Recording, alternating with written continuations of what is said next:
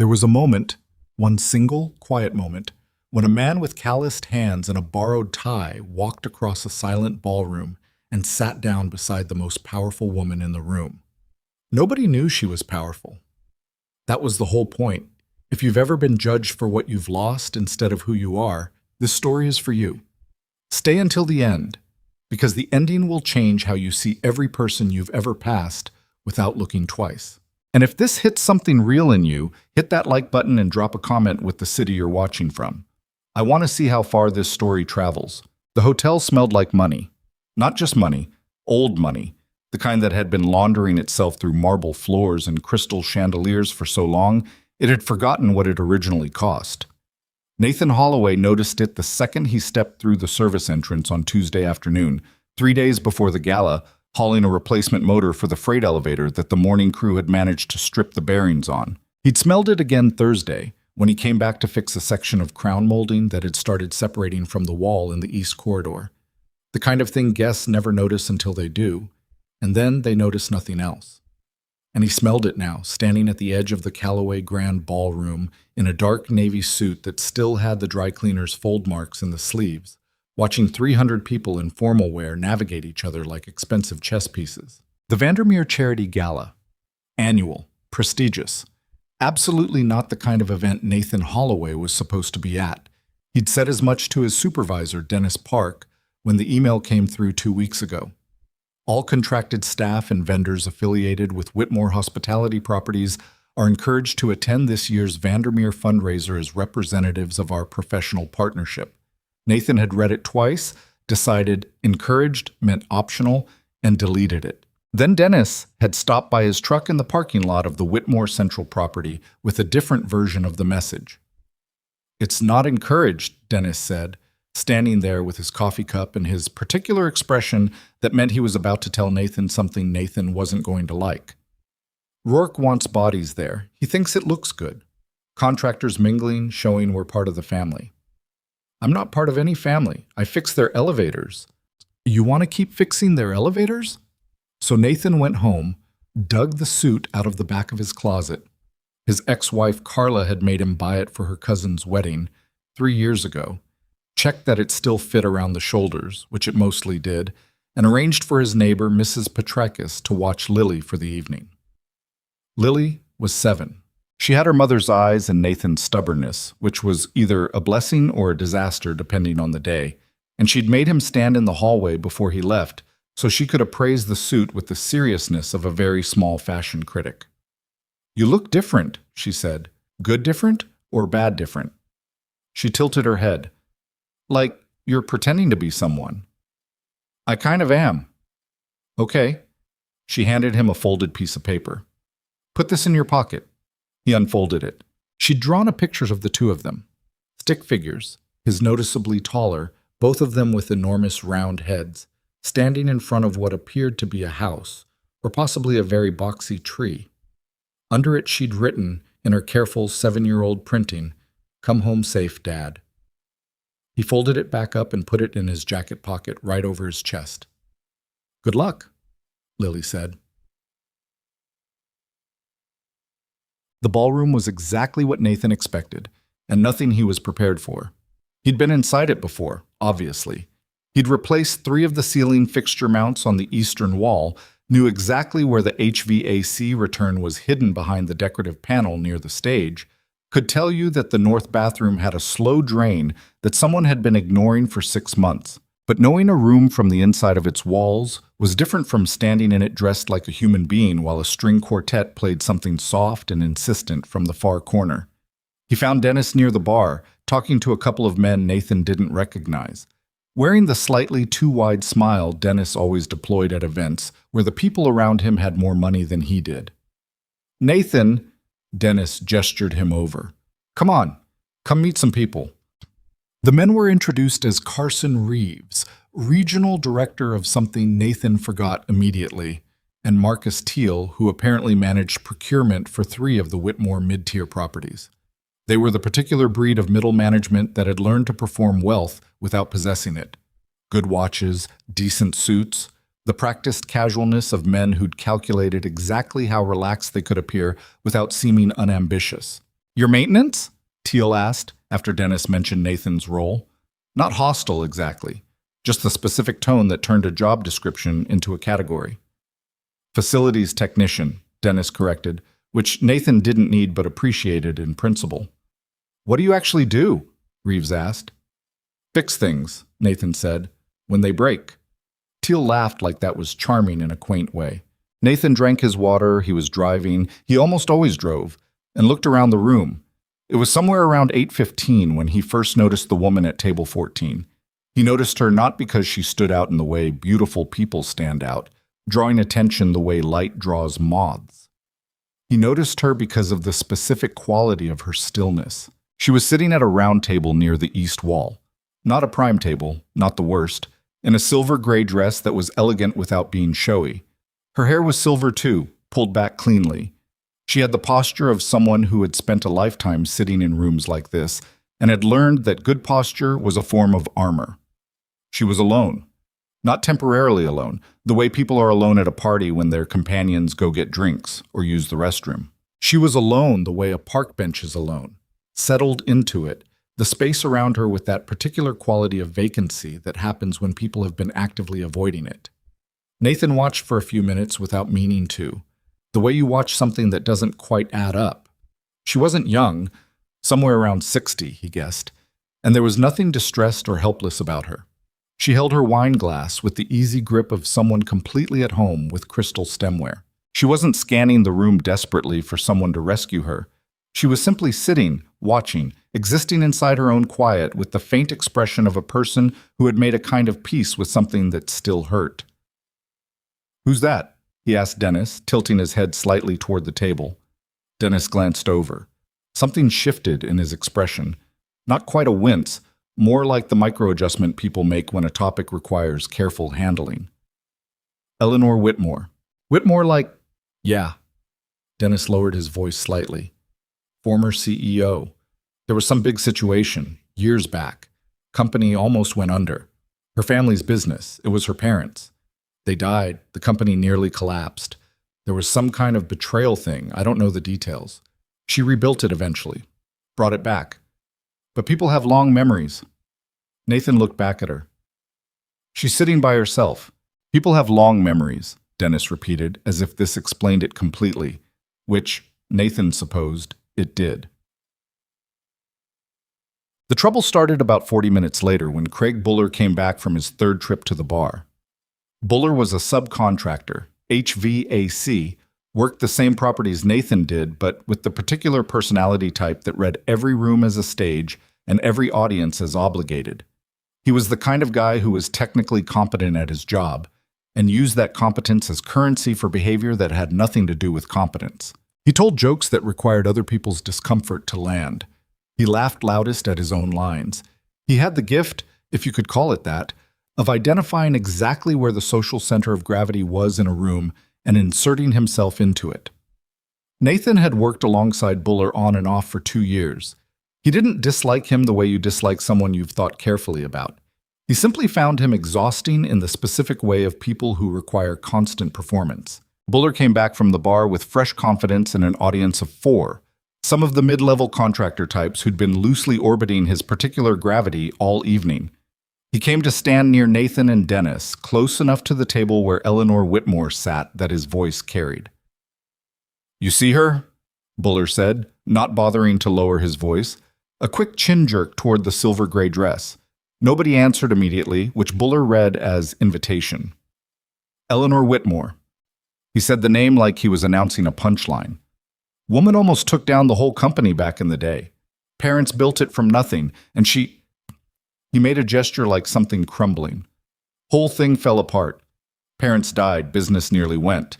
And here she is, still showing up to events. He shook his head with the theatrical sadness of someone who wasn't sad at all.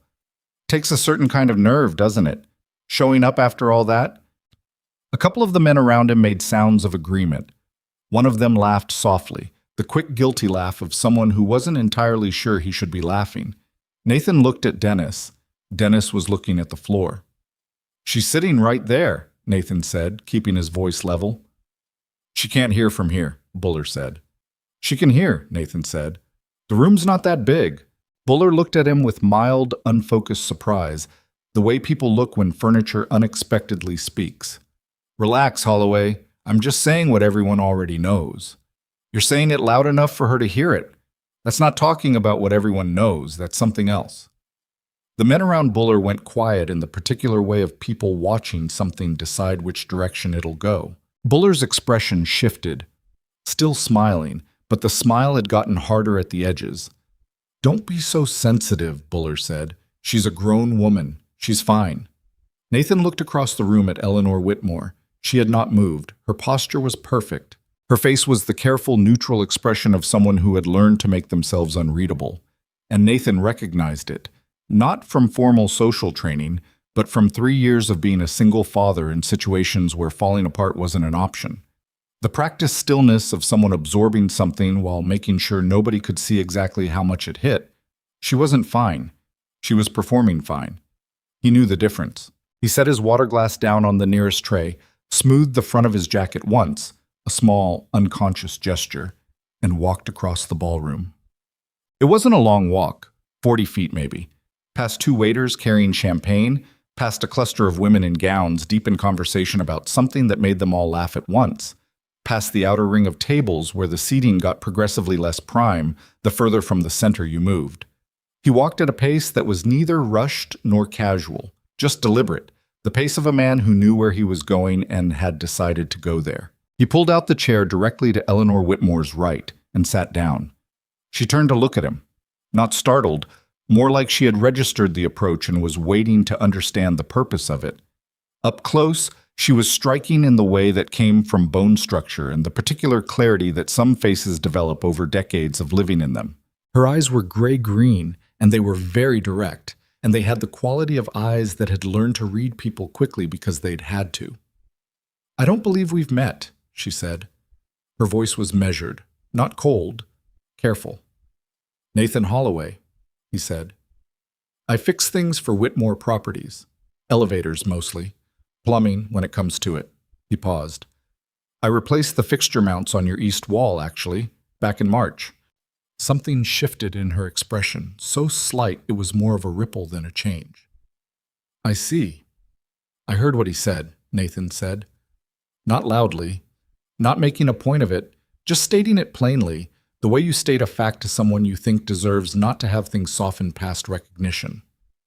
Eleanor Whitmore looked at him for a moment, really looked, in the way people do when they're deciding whether something is genuine or another variety of performance.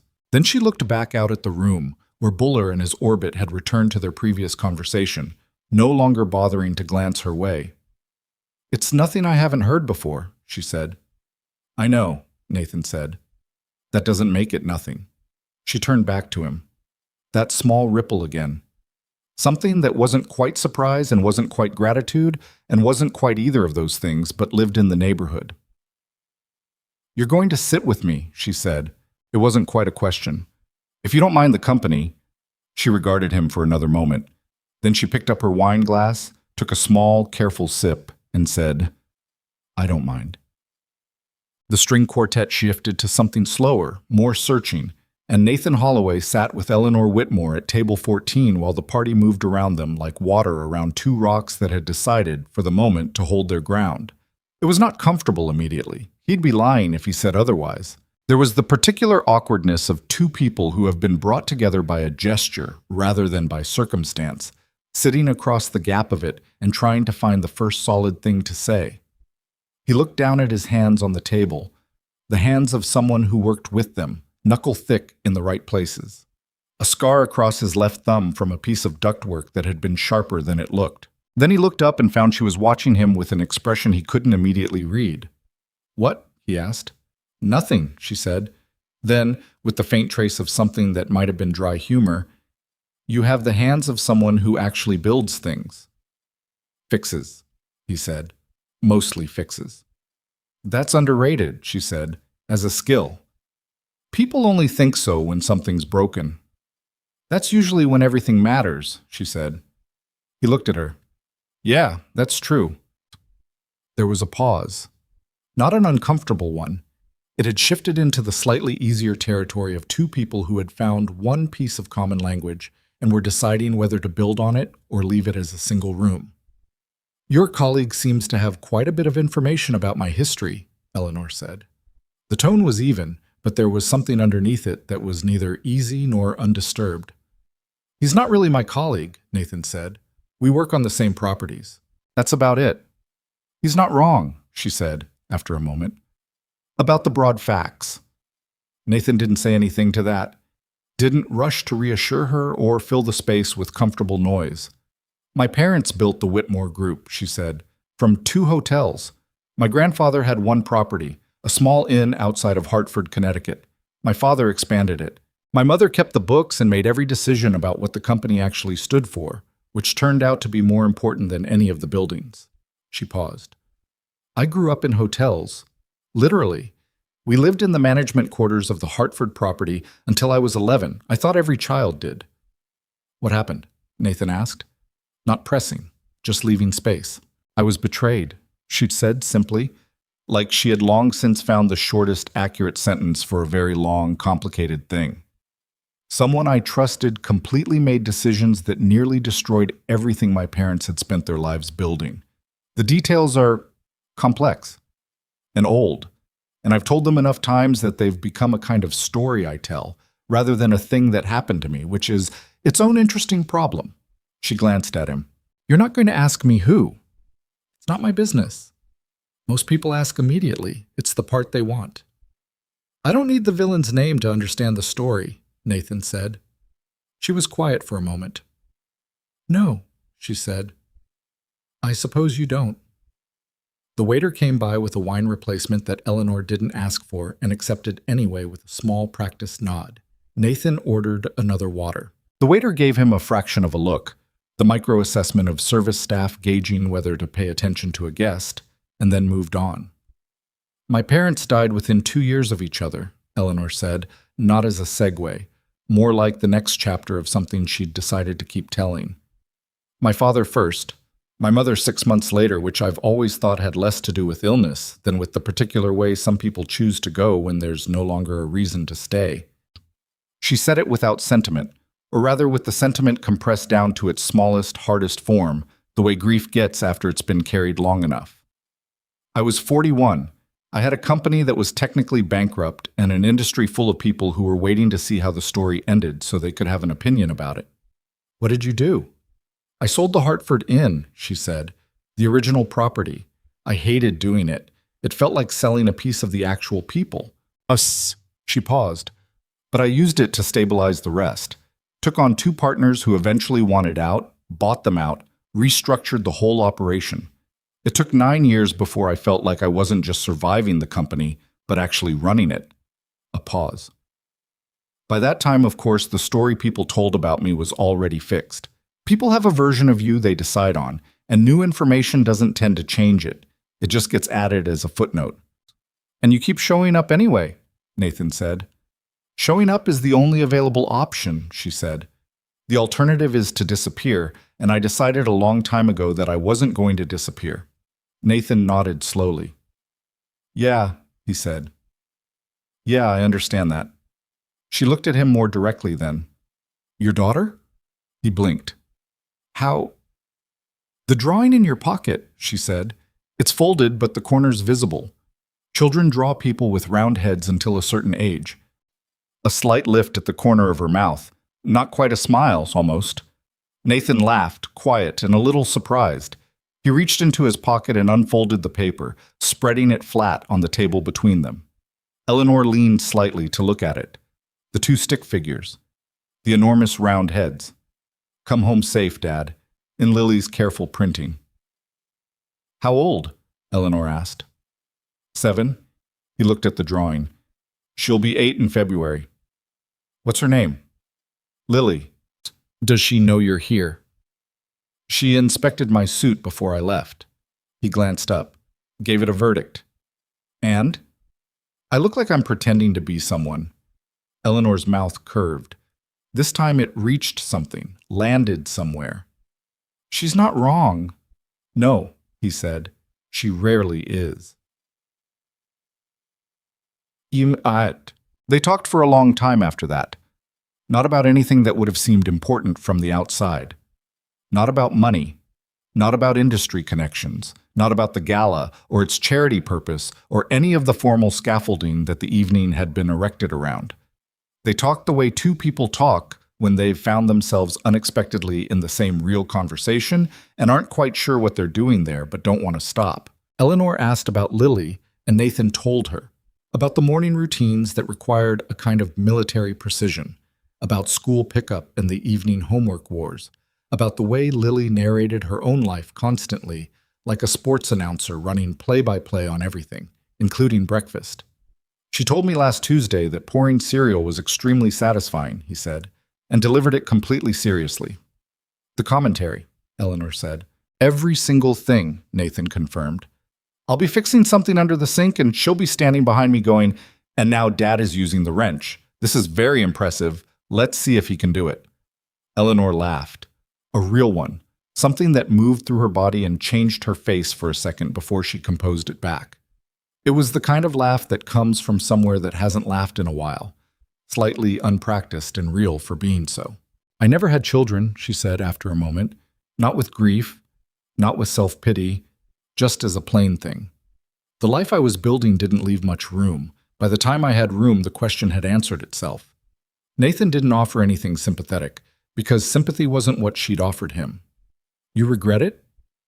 Sometimes, she said. Mostly I'm curious about what it would have been like. She paused. That's different from regret, I think. Regret is a door you wish you'd opened. Curiosity is more like looking at a door on a different street. He thought about that. I wasn't sure I was ready when Lily was born, he said. I don't think ready is a thing that exists in advance. You just start. And her mother? It was a reasonable question, and he'd answered it enough times that it had its short version now, worn smooth from use. We were together for 3 years, separated when Lily was 2. It wasn't anyone's villain story. We just weren't the people we thought we were when we started. He folded the drawing back up. She lives in Portland. She's there for Lily in her way. It's not the arrangement either of us would have drawn on paper, but it's the one we have. Eleanor nodded slowly. And you're managing. I'm getting better at it, he said. That's about the most honest thing I can say.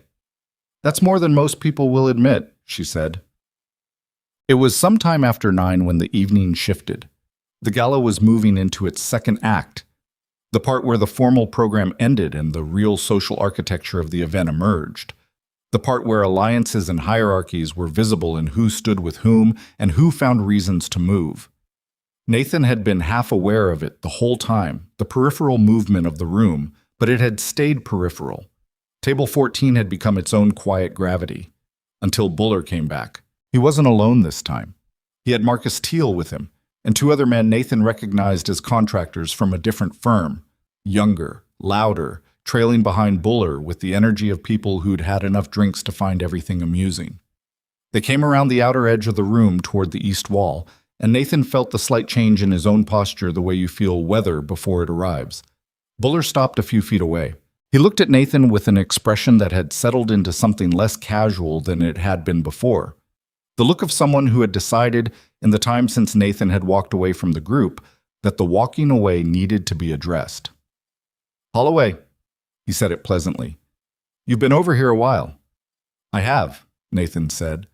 Buller looked at Eleanor Whitmore with a kind of theatrical surprise, as if just noticing her. Ms. Whitmore, he said. He made it sound like a pleasantry and a verdict at the same time, which was a specific skill. Don't let him monopolize your evening. He's not monopolizing anything, Eleanor said. Her voice was level. Her posture was the good kind, the kind that came from the inside, not from effort. I was just saying to some of the guys, Buller said, as if she hadn't spoken, pivoting slightly to include the men behind him in the conversation. It's funny who ends up at these things. I mean, I've got nothing but respect, honestly. Takes real strength to keep showing up after... He waved his hand in the air, the gesture that meant, you know. After everything, you lost so much. Your parents, the company almost going under, all of it. Real strength. He said real strength with the specific tone that meant weakness. The 2 men behind him were very still, watching with the careful quality of people who weren't sure anymore where this was going. And you, Buller said, turning to Nathan. Man, I have to say, it's a good story. Single dad, working man, goes to the fancy party and sits with Ms. Whitmore here. He smiled. That's very sweet, very good-hearted of you. Craig, Nathan said, I'm serious. I know you think you are, Nathan said. Something in Buller's expression flickered. What does that mean? Nathan looked at him directly, without heat, without the performance of confrontation. It means you walked over here to make a point, and you've been making it the same way for the past 30 minutes. By wrapping it in language that sounds like compliment, so you don't have to own it as what it is. Buller's smile didn't disappear, but it got thinner. And what is it? It's cruelty, Nathan said, dressed up as observation. He didn't raise his voice. He didn't need to. The string quartet had shifted to something quiet that carried the conversational register of the room further than it should have. That's a pretty big word, Buller said. I can find a smaller one if it's easier. The men behind Buller were not looking amused anymore. Teal was studying his drink with intense focus. The room around them, not all of it, but the nearest 20 feet of it, had gone slightly quieter in the way rooms do when they sense something real is happening. Buller's jaw tightened. I wasn't talking to you. I was talking to Pete.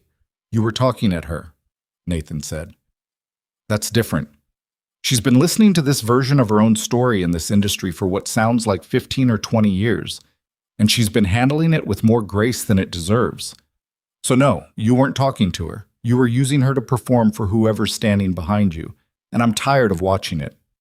The silence was immediate and specific. Buller stared at him.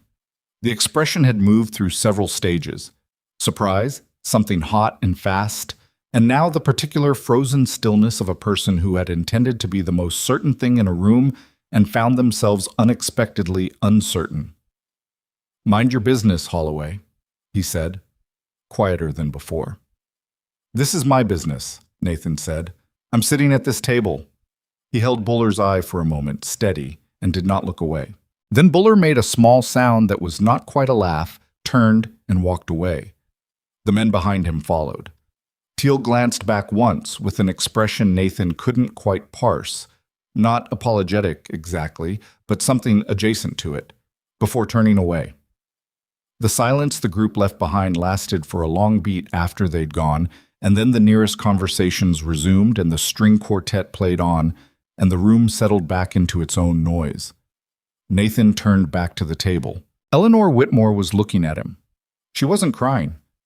Her expression hadn't collapsed into anything. She was simply looking at him with that direct gray-green gaze, and in it was something that had very little to do with gratitude and very much to do with recognition. The particular look of someone who has been seen accurately for the first time in a very long time. You're going to make enemies, she said. He was never going to be my friend, Nathan said. She was quiet for a moment. Then, thank you. You don't have to thank me for the obvious thing, he said. It isn't obvious, she said. I assure you. The waiter came by again.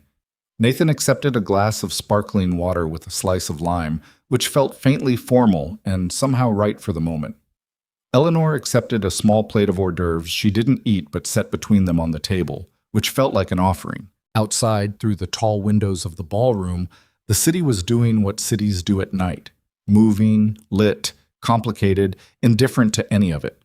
Nathan reached into his pocket. His thumb touched the corner of Lily's folded drawing, and he thought of her at home with Mrs. Petrakis, probably asleep by now, her enormous round head on the pillow with the galaxy print, narrating her own dreams to herself in the way she might, if she were Lily, absolutely be doing. Come home safe, Dad. He would. He always did.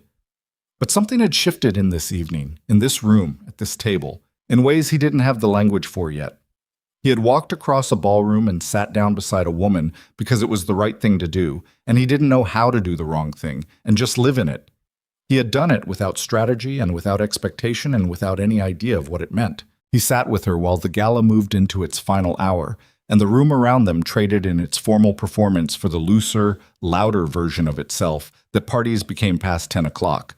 And two people who had nothing on paper in common talked about the things that turned out to matter. About the ways you rebuild yourself after being taken apart. About the particular love of a child who hands you drawings to carry in your pocket. About the difference between surviving something and getting past it. About what it looks like and what it costs to keep showing up. The gala ended the way most formal events end.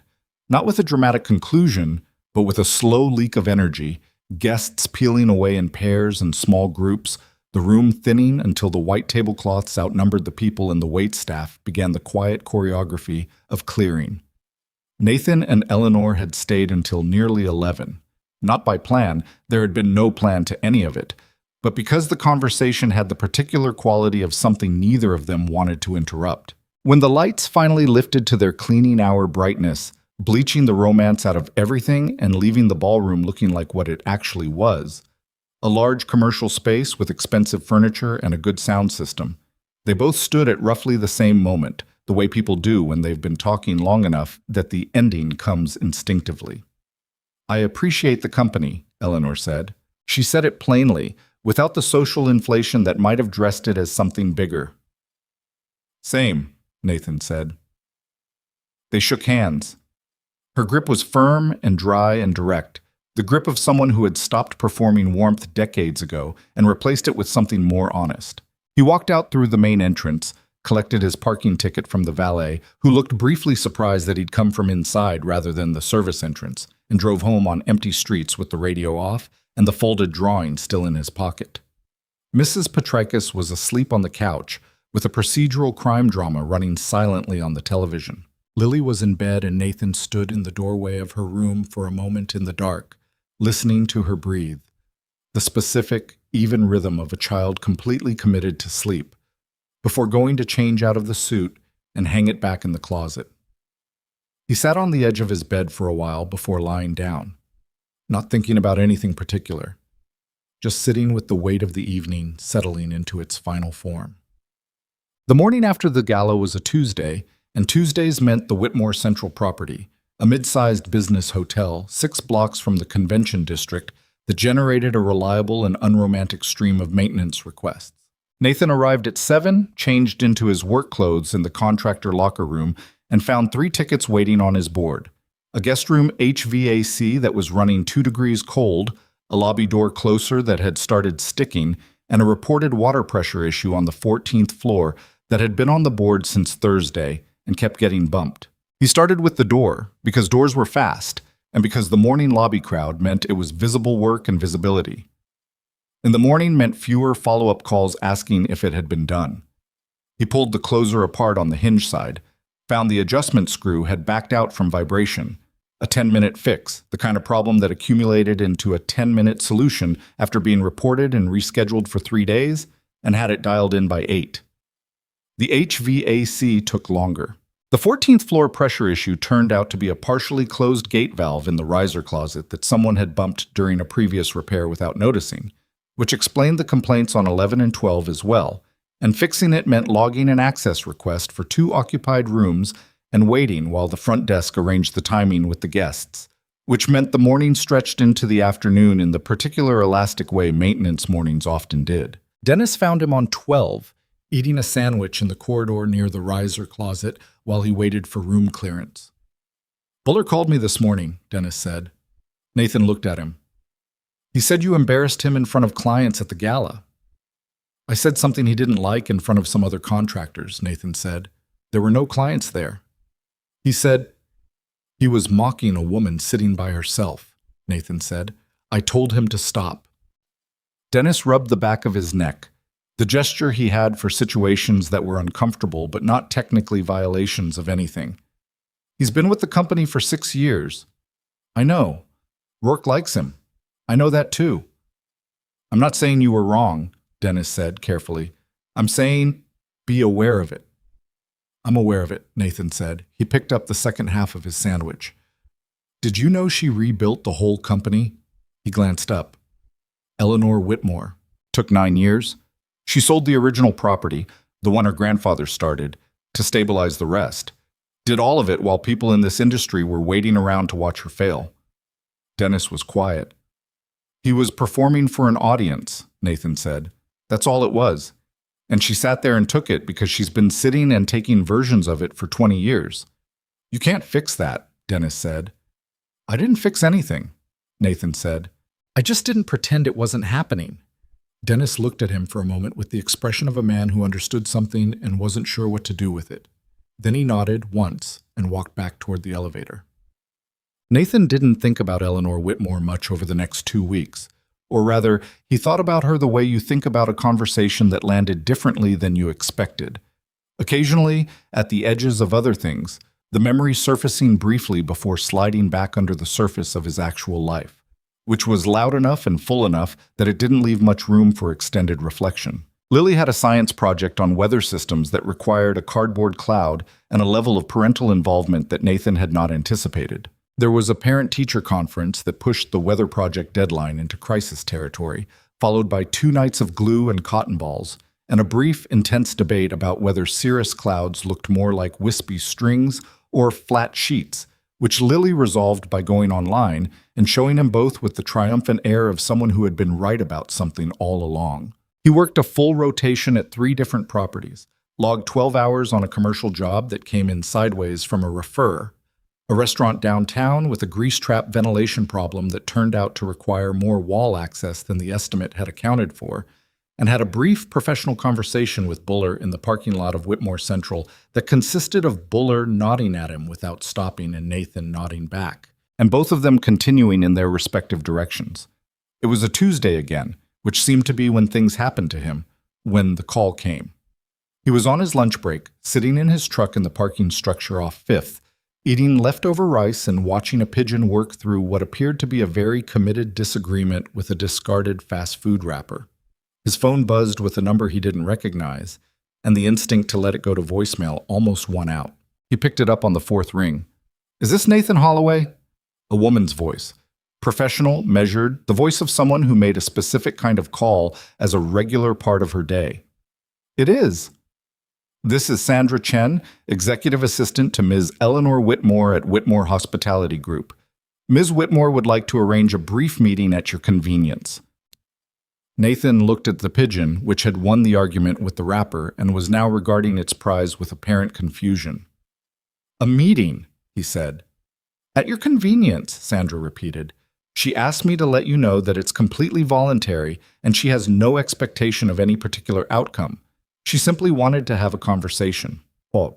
The Whitmore Hospitality Group headquarters occupied the top 4 floors of a glass building on Meridian Avenue that Nathan had driven past probably 800 times without thinking about what was in it. The lobby was the particular kind of corporate lobby that had been designed to communicate stability. Dark stone floors, a reception desk made of something that might have been live-edge wood or might have been very convincing composite, the company name in brushed brass letters that were large enough to see clearly and not large enough to be aggressive about it. He was early, 12 minutes early, which was a habit he'd never managed to break no matter the context. Construction sites, school pickups, medical appointments, apparently also unexpected meetings with hospitality CEOs in towers on Meridian Avenue. He sat in a chair near the window on the ground floor and looked at his hands for a while, and then out at the street, and then at his hands again. Sandra Chen was younger than her phone voice had suggested. Early 30s, dark hair, the precise manner of someone who managed information flow for a demanding executive and had developed a professional calm that was genuine rather than performed. She came down herself, rather than sending someone else, which Nathan noted without being entirely sure what it meant. "Mr. Holloway." A firm handshake, a brief assessing look. "She's on a call that's running a few minutes long. Can I get you anything while you wait?" "I'm fine, thanks." "The view from up there is better, if you want to come up." He took the elevator to the 32nd floor, which did in fact have a better view. The city laid out in its working afternoon configuration, trucks and taxis, and the geometric order of streets that only made sense from above. Sandra left him by the windows with a bottle of water he hadn't asked for and returned to her desk with the efficient grace of someone who had learned that good assistants make themselves invisible when it was appropriate. Eleanor Whitmore came out of her office 7 minutes later, still holding her phone, finishing a sentence to someone on the other end of the call that sounded like the close of a negotiation. A specific final tone with no equivocation in it. She ended it, pocketed the phone, and crossed the open floor toward him. She looked different here.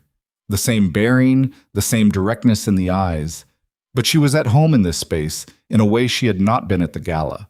Not the kind of home that makes people relaxed, but the kind that makes them precise. A person fitting into the right shape of their own life. She was in a charcoal jacket over a dark blouse, her silver hair down rather than pinned back. And she looked like what she was. Someone who had built something real and had the particular quietness of people who don't need to announce it. "You came," she said. "You asked," he said. She looked at him a moment. "I appreciate that you didn't dress up."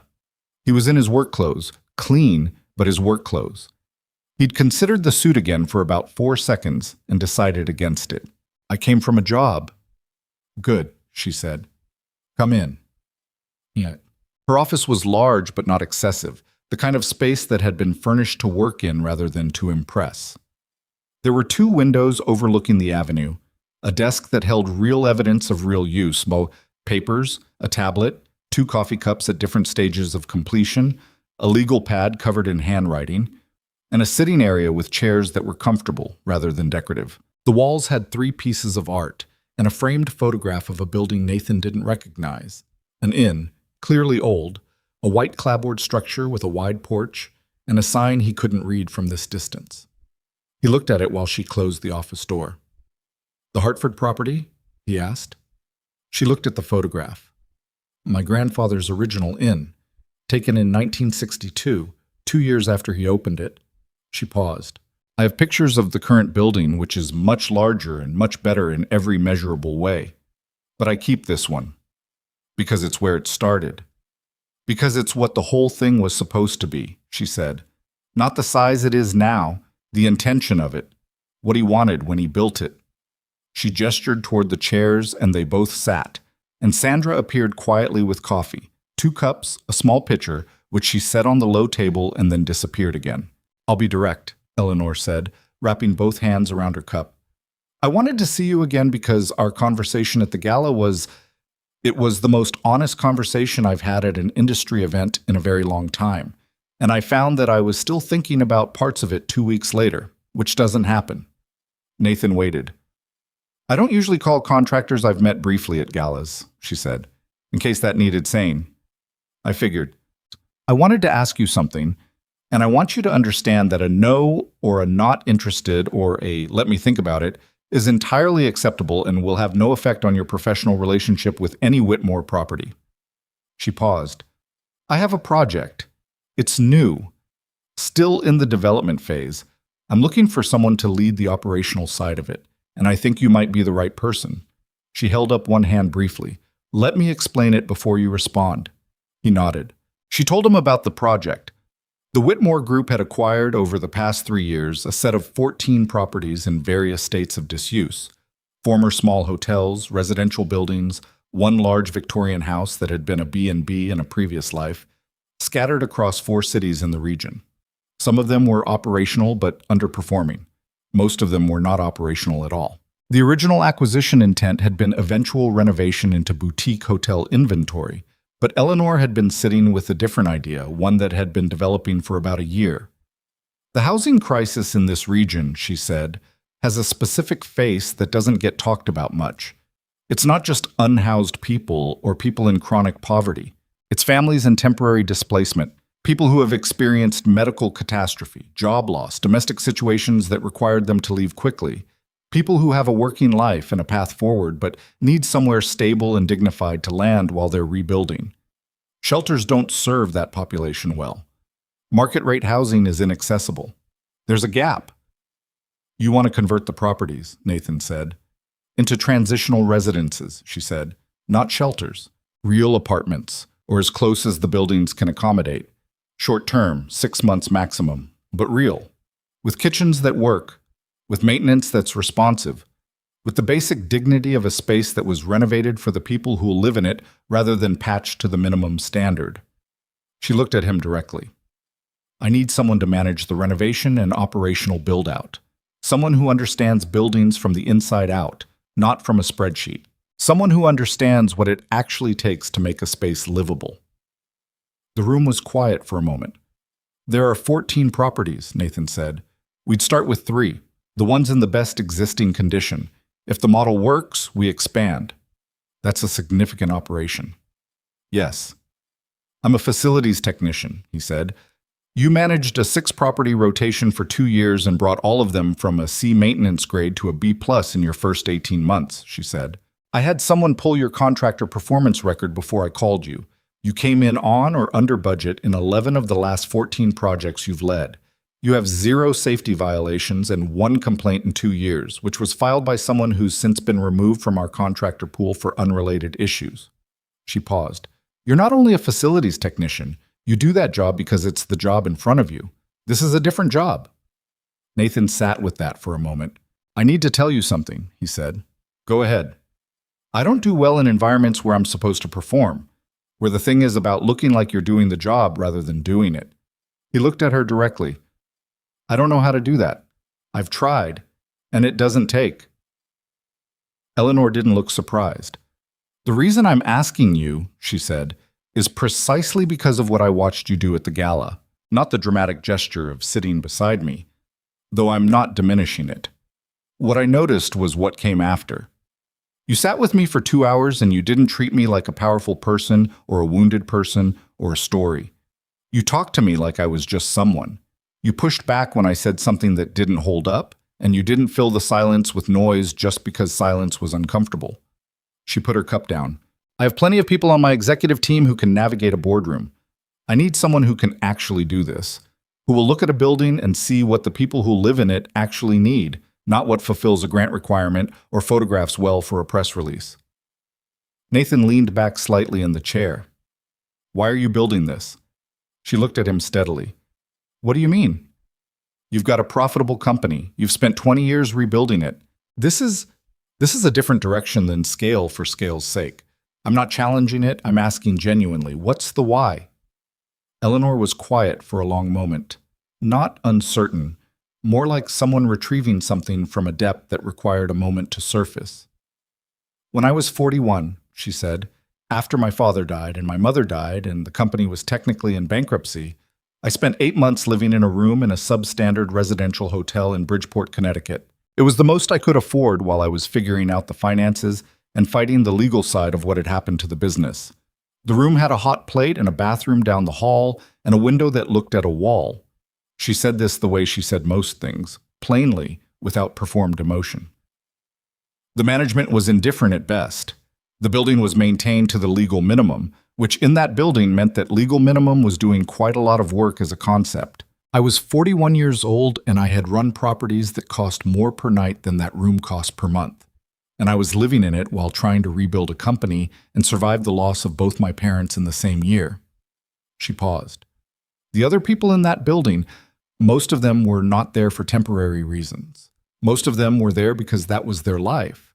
But some of them were like me, displaced, mid-crisis. People who had a before that looked completely different and were trying to figure out how to get to an after. And there was nothing, no support, no dignity, no structure designed for that transition. Just a barely legal building run by people who didn't care whether you made it or not.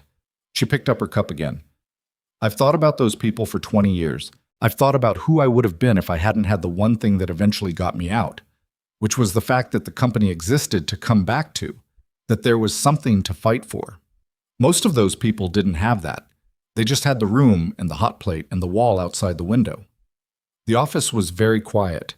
Nathan thought about a number of things at once, the way you do when something lands in you unexpectedly.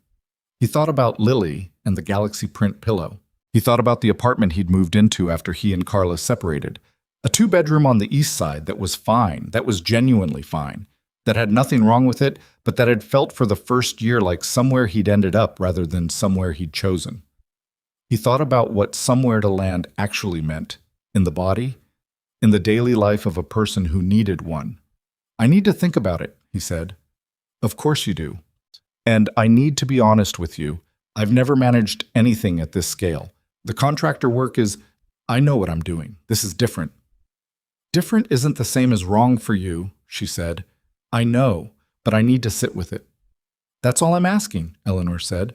She stood, which he recognized as a close, and he stood as well.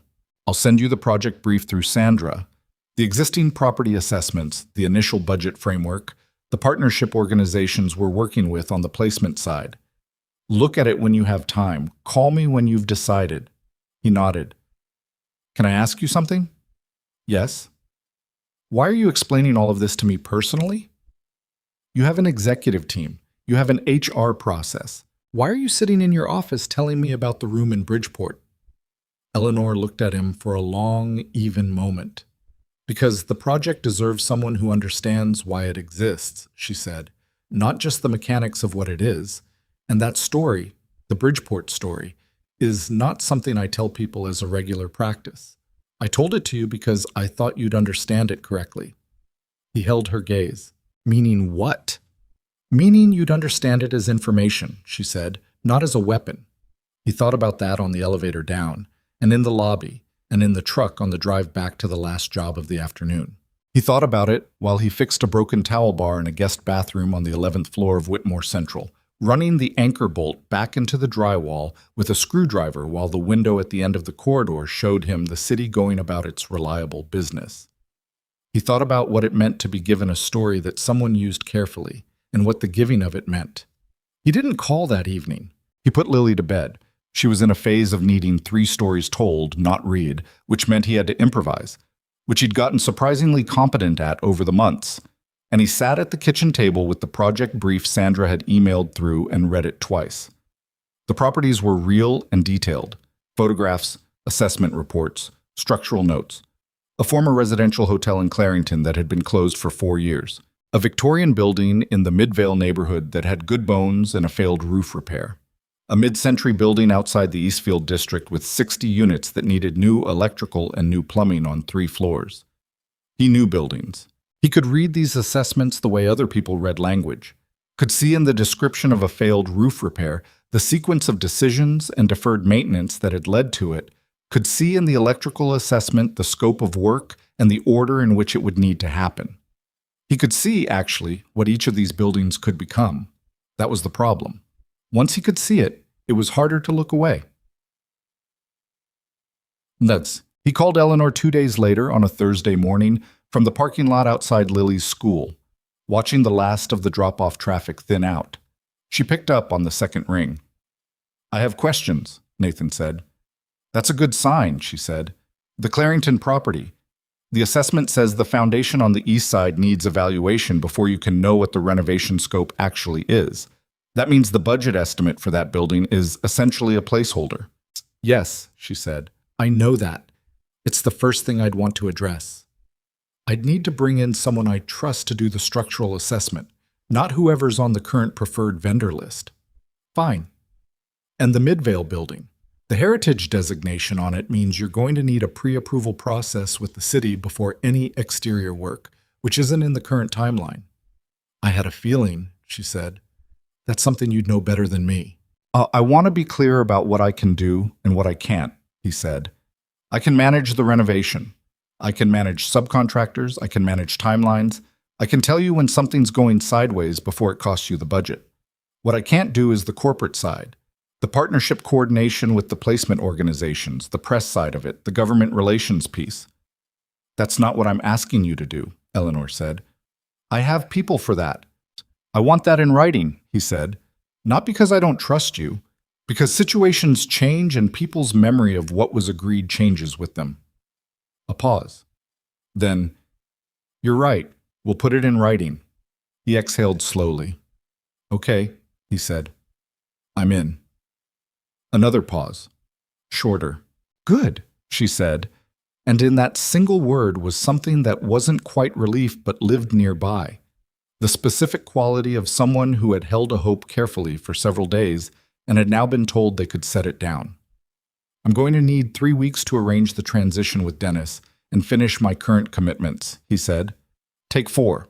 I want you to come in with a clear head, not an interrupted one. He looked at the school, at the last few parents making their way back to their cars, at the ordinary Tuesday morning texture of a world that had no particular knowledge of anything that was being decided in a parking lot on its periphery. One more thing, he said. Yes. What you told me about Bridgeport, the room. Yes. You told me you don't tell that to people. I don't, she said. Then I want you to know, he said, That I understand what it cost you, and I'm not going to waste it. The silence on the phone was the kind that comes after something true has been said, the kind that has its own weight. I know, Eleanor said quietly. That's why I told you. He sat in the parking lot for another minute after they hung up, watching the street settle into its mid-morning quiet. A garbage truck made its careful way down the block. Someone's dog paused at a fire hydrant with the absorbed dedication of a professional. The school bell rang somewhere behind the building's front wall, distant and clean. Nathan put the truck in drive and headed to the first job of the day.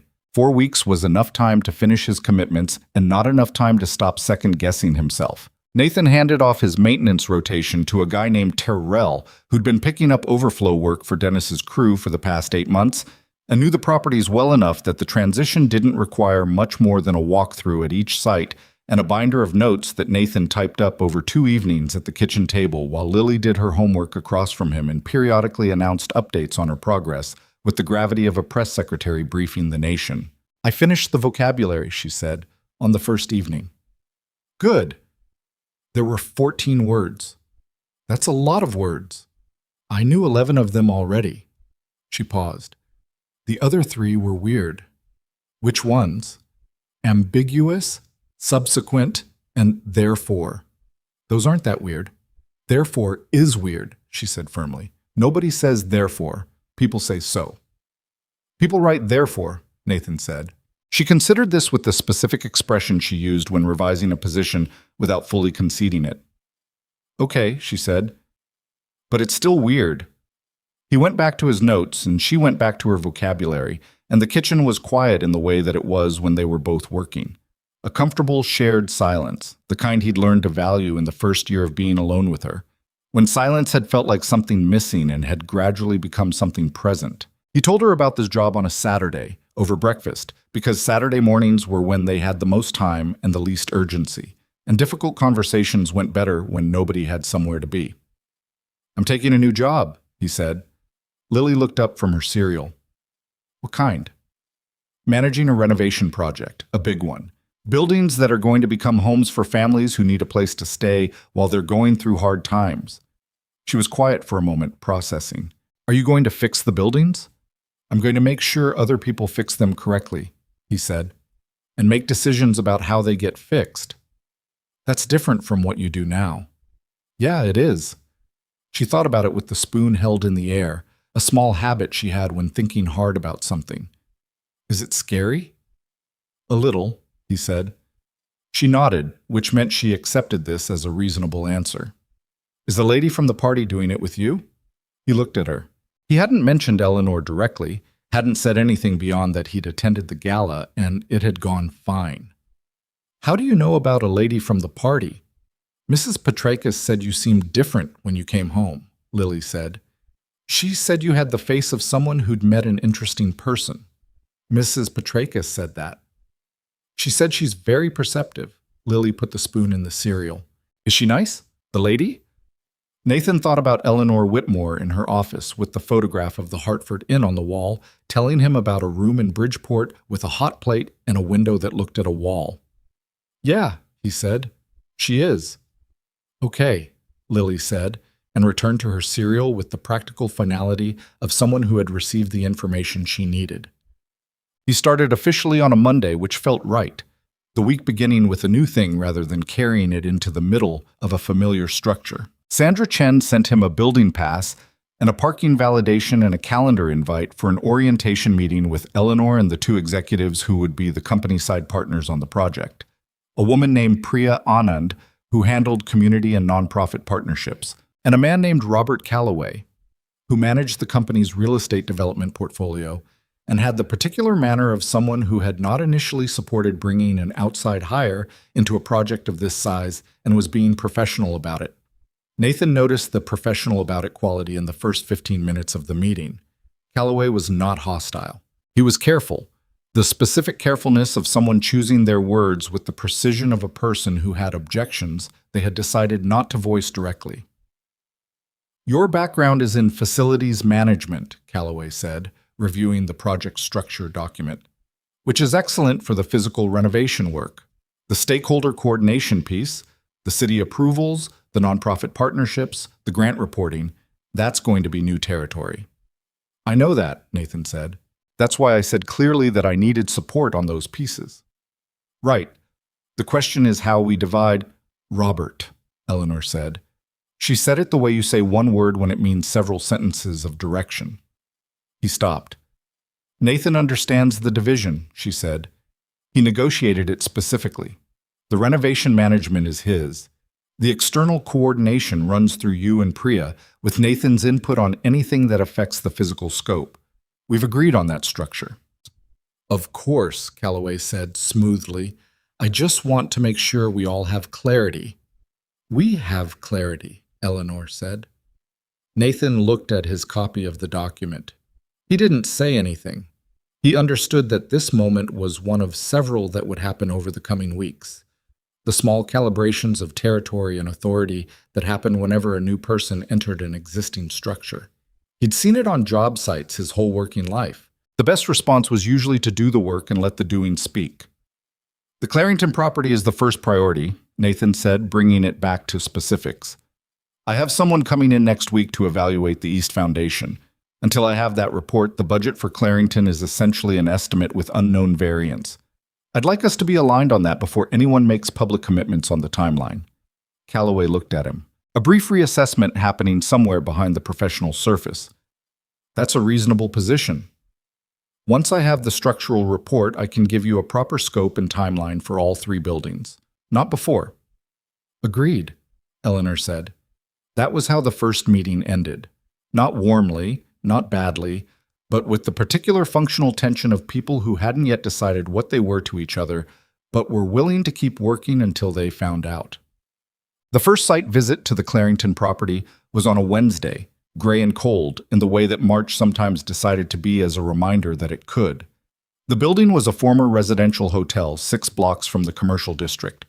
4 stories, brick exterior, built in the mid-1960s with the utilitarian confidence of an era that believed a building's function was its most important quality and ornamentation was a distraction. It had been closed 4 years. The windows on the upper floors were covered with plywood. The signage had been removed, leaving pale rectangular ghosts on the brick facade. Nathan walked the exterior first, the way he always did. You learned things from outside before you went in. The way water tracked down the walls, where the drainage had failed, which sections of the building had been getting the sun and which hadn't, what the ground was doing near the foundation. He moved along the east side slowly, crouching twice to look at the junction where the foundation met the grade, making notes in the small spiral notebook he'd used for site assessments for years. His phone could do it, technically, but there was something about handwriting that forced him to actually look at what he was noting, rather than just recording it. Eleanor arrived 30 minutes into the walkthrough, which he hadn't expected. He heard the car before he saw it, a black sedan that parked at the curb with more precision than necessary, and then she stepped out in a coat that was better suited to the temperature than his jacket was, carrying a travel mug and moving toward him with the decisive stride of someone who had decided to come here and was not reconsidering it. You didn't say you were coming, he said. I wanted to see it, she said simply. Is that a problem? No, wear better shoes next time. He looked at her heels, which were not going to enjoy the interior. She looked down. Fair point. He handed her the extra pair of rubber boot covers from his bag. He always kept 2, and she accepted them without comment and pulled them over her shoes with the matter-of-fact efficiency of someone who had decided that dignity was not worth a twisted ankle. They went in through the side entrance where Nathan had arranged key access through the property management company. The lobby was dark and smelled like closed space, and the particular damp that happens when a building stops being heated and ventilated and begins the long process of returning to its natural state. Plaster had separated from the ceiling in 2 places. The floor was original tile, hexagonal, black and white, the classic pattern, and under the grime it was mostly intact. The bones are good, Nathan said, almost to himself. Meaning? Meaning the structure is sound in most of what I've seen. The foundation concern is real but potentially manageable. The systems are old but not catastrophically degraded. He moved through the lobby toward the corridor. Buildings like this, they were built to last. Not fancy but solid. The problems are maintenance deferred past the point where they became cheap fixes. Classic story. Eleanor was looking at the tile floor. This is original.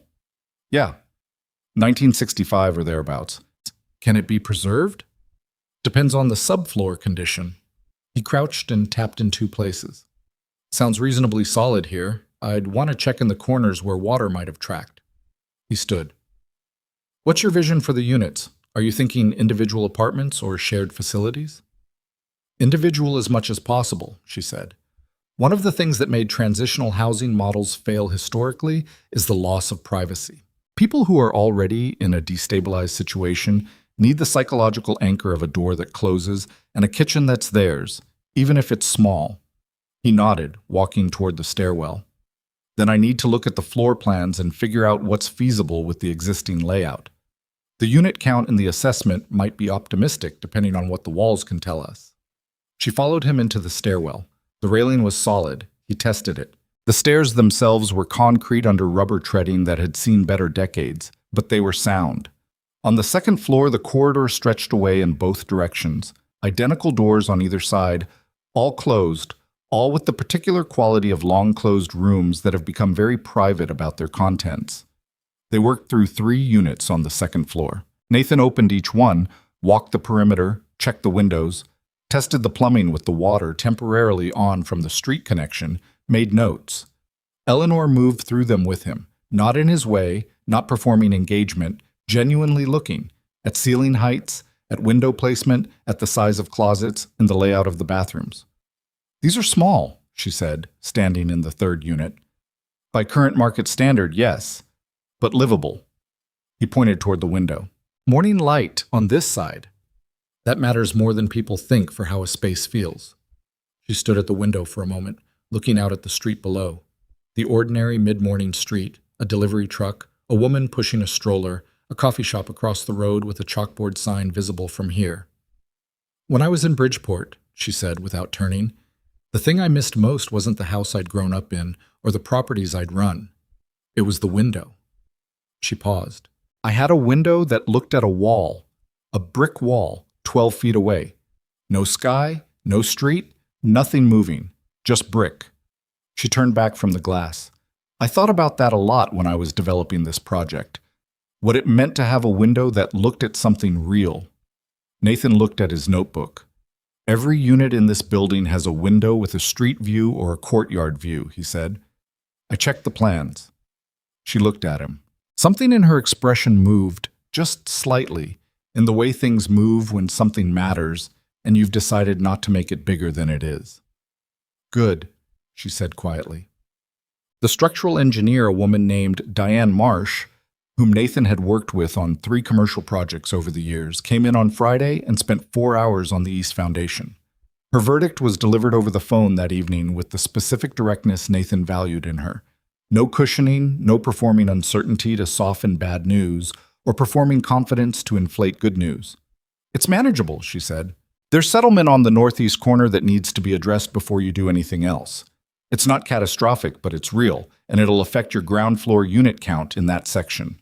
You're probably losing 2 units on that corner, maybe 3, depending on how the remediation goes. The rest of the foundation is in reasonable shape given the age. Timeline for remediation? If you start in the next 60 days, 6 to 8 weeks for the work itself, then you can proceed with the rest of the renovation sequentially. If you wait, you risk the settlement progressing and the number gets worse. Cost? She gave him a range. It was at the high end of what the assessment had estimated as a contingency. Not budget-breaking, but not comfortable. He called Eleanor directly. Not Sandra, Eleanor, because they had established in the first 2 weeks that direct was better for both of them on operational matters. The northeast corner is real, he said. We lose 2 to 3 units in that section. The remediation cost is in the range Diane gave me. I'll send you the full report tonight. How does it affect the overall unit count? We budgeted 62 units. Realistically, with the foundation and the layout adjustments I've been mapping, we're looking at 55 to 58. Still a viable project, but the number changes, and if there are grant commitments tied to unit count, Priya needs to know immediately. I'll call Priya, Eleanor said. Send me the report. You should also know, Nathan said, that the timeline in the project brief is wrong. Not wildly, but it's optimistic. The Midvale Heritage pre-approval alone is going to add 6 to 8 weeks to that building's start. And Clarington's foundation work pushes everything sequential. A realistic completion date for all 3 buildings is closer to 18 months from now than 14. There was a brief silence. The presentation I gave the board last month used 14 months, Eleanor said. I know, I read it. Another pause. What do you recommend? Go back to the board with the accurate number. 14 months is a number that looks good in a presentation. 18 months is the number that lets us actually do the work right. He paused. Buildings where someone cut the timeline to fit the presentation are the buildings that need more remediation than renovation 5 years later. You're right, she said. He could hear something in her voice, not irritation, the particular weight of someone absorbing a necessary complication. I'll schedule the board update. I'll have a full revised timeline to you by Wednesday, with documentation. Thank you, she said. Nathan. Yeah, I'm glad you caught it now. It was in the 5th week that Craig Buller re-entered the picture. Nathan had not thought much about him. The Buller situation at the gala had receded into the category of things that had happened and been addressed and no longer required attention. The way a minor repair resolved and logged stays in memory only as a record rather than a continuing concern. He learned about the industry cocktail event the same way he learned about most things he didn't particularly want to attend. Dennis, in a parking lot, with a coffee. Whitmore's hosting it, Dennis said. One of the mid-tier properties. Contractor appreciation thing. You're on the list. I'm not a contractor anymore.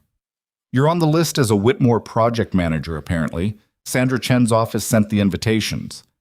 Nathan considered declining. He had legitimate reasons. The project was in a critical phase. The revised timeline presentation to the board was the following week. He'd rather spend the evening reviewing the Midvale pre-approval documentation. All of these were real. None of them was the actual reason he was hesitant, which was that he'd developed an instinct for rooms that contained Craig Buller, and he'd found that his preference was for rooms that didn't. Eleanor called him the afternoon before the event. Sandra tells me you haven't confirmed for tomorrow, she said. I've been busy. You should come, she said. Not as an obligation, as visibility. The project is going to need contractor relationships. Some of the people there will be vendors we'll need. He knew she was right. Buller will be there. A beat. Probably. You know about Buller, he said. It wasn't a question. I made some inquiries after the gala, she said, as I typically do when situations arise at industry events. A pause. I'm aware of his history and his relationship with certain people at Rourke's firm. He's not going to make a scene. No, she agreed. He's too strategic for that. But I think it's important that you're present, that the project is visible, and...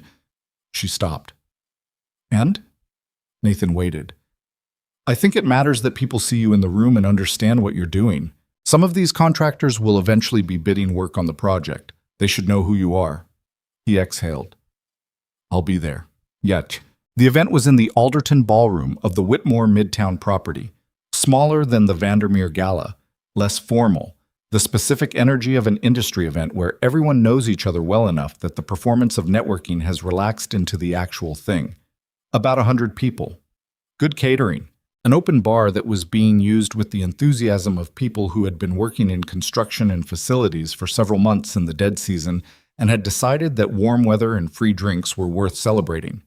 Nathan arrived at 7, found a drink he didn't particularly need, and spent the first half hour moving through the room the way he'd learned to at industry events, purposeful enough that he looked engaged, slow enough that he could actually have conversations. He talked to 2 subcontractors he'd worked alongside at different properties, both of whom had heard about the transitional housing project and were interested in bidding work. He talked to a project manager from a different firm who had questions about the Midvale Heritage designation process and had useful information about a city liaison she'd worked with on a similar project. He collected a business card and gave 2 of his own, which still had the new Whitmore Group title on them, and which he had not entirely gotten used to reading. He saw Buller around 8. Buller was in the center of the room. Of course he was. Because Buller's internal compass pointed to center of room the way other people's pointed to north, holding a drink, and talking with the particular expansiveness of someone who had been holding court for a while and had built up comfortable momentum. He was with Teal and two other people Nathan didn't know, and he was in the middle of a story that had reached its punchline stage, everyone around him tilting slightly toward the delivery. Nathan's instinct was the same as it always was with Buller, mild, flat disinclination. Not anger, not even real dislike, just the specific preference for the other side of any room. He was talking to the project manager from the Heritage Conversation. Her name was Yvette. She'd worked in this city for 12 years. She knew the planning office like a road she'd driven so many times she could do it blindfolded. When he became aware of Buller moving toward them. Not subtly. Buller didn't do subtle. He moved with the open-field confidence of someone who had decided that the evening's entertainment had been identified and was now walking toward it. "Holloway," Buller said, arriving with his drink and his smile. "Man, look at you, Whitmore Group Project Manager." He said the title with the specific intonation that made it sound like a costume. "That happened fast." "It did," Nathan said. "Interesting career move," Buller said. "How's it going?" "Going well." "Yeah?" Buller looked around the room, the gesture of someone gathering an audience without appearing to. "I heard there was some issue with the Clarington building. Foundation problem, timeline got pushed." Nathan regarded him. "Where'd you hear that?" "Industry's small," Buller said. "You know how it is." He looked at Yvette briefly, dismissively, then back at Nathan. "Tough way to start a new role. Project's already behind before it's really started." "The timeline was revised based on accurate information," Nathan said. "That's what timelines are supposed to do." Sure, but Buller sipped his drink. "I just wonder, and I say this as someone who's done renovation work on a lot of these old buildings, whether the right person for this job is someone without a development background. No offense. Maintenance is a skill. This is different." "You said no offense and then said something offensive," Nathan said. "Those two things don't cancel each other out." Buller's smile tightened slightly at the edges. "I'm being honest." "You're being strategic," Nathan said. "There's a difference." "Craig!" The voice came from behind Nathan, and the quality of it, low even, with the specific authority of someone who was accustomed to rooms rearranging themselves when they spoke, made Buller's eyes shift before Nathan had fully turned. He turned anyway, because he already knew who it was. Eleanor Whitmore had arrived. She was in a dark jacket and gray trousers, and she was looking at Craig Buller with an expression that was entirely neutral, which was somehow more unsettling than any other expression she could have worn. Buller's face went through a rapid sequence of adjustments. The smile lost its strategic quality and became something more reflexive. His posture changed, slightly, but visibly. "Ms. Whitmore." His voice had shed about 20% of its volume. "I didn't know you were going to be here." "I own the property," she said. A silence. Not long, a few seconds. But it was the particular kind of silence that does a lot of work. "Of course," Buller said. He looked briefly at Nathan, then back at Eleanor, recalculating something visible in his expression. "I was just telling Nathan." "I heard what you were telling Nathan," Eleanor said. She hadn't moved from where she'd stopped, which gave her a particular stillness. "I've been in this room for about 10 minutes, Craig. I came in from the east entrance." Another silence. "And before I came in this room," she continued, "I've been in a number of rooms over the past 4 weeks where this project has been discussed. I've heard the foundation assessment. I've been on site. I've seen the revised timeline and the board presentation that goes with it." She paused. "What I've seen in all of those rooms is someone who asks the right questions before anyone has to ask him to. Who brings problems to me with documentation and propose solutions instead of waiting for someone else to find them. Who understood this project's purpose before I'd finished explaining it." She looked at Buller directly. "So when you suggest that the right person for this job is someone with a different background, I'd like to understand what background specifically would have done those things better." The room around them had acquired a careful quality.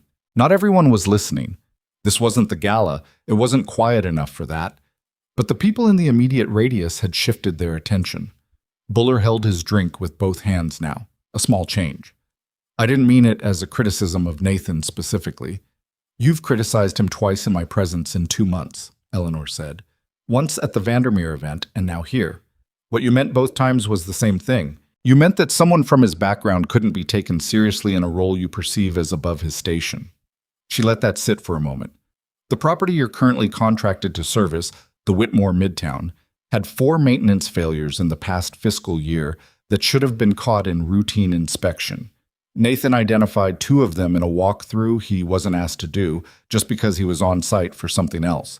I have the reports. Buller said nothing. You've been in this industry for 6 years, Eleanor said. You do good technical work. That's on your record, and I'm not dismissing it.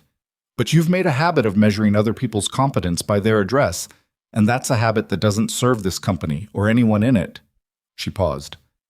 I'd encourage you to think about that. She didn't wait for a response.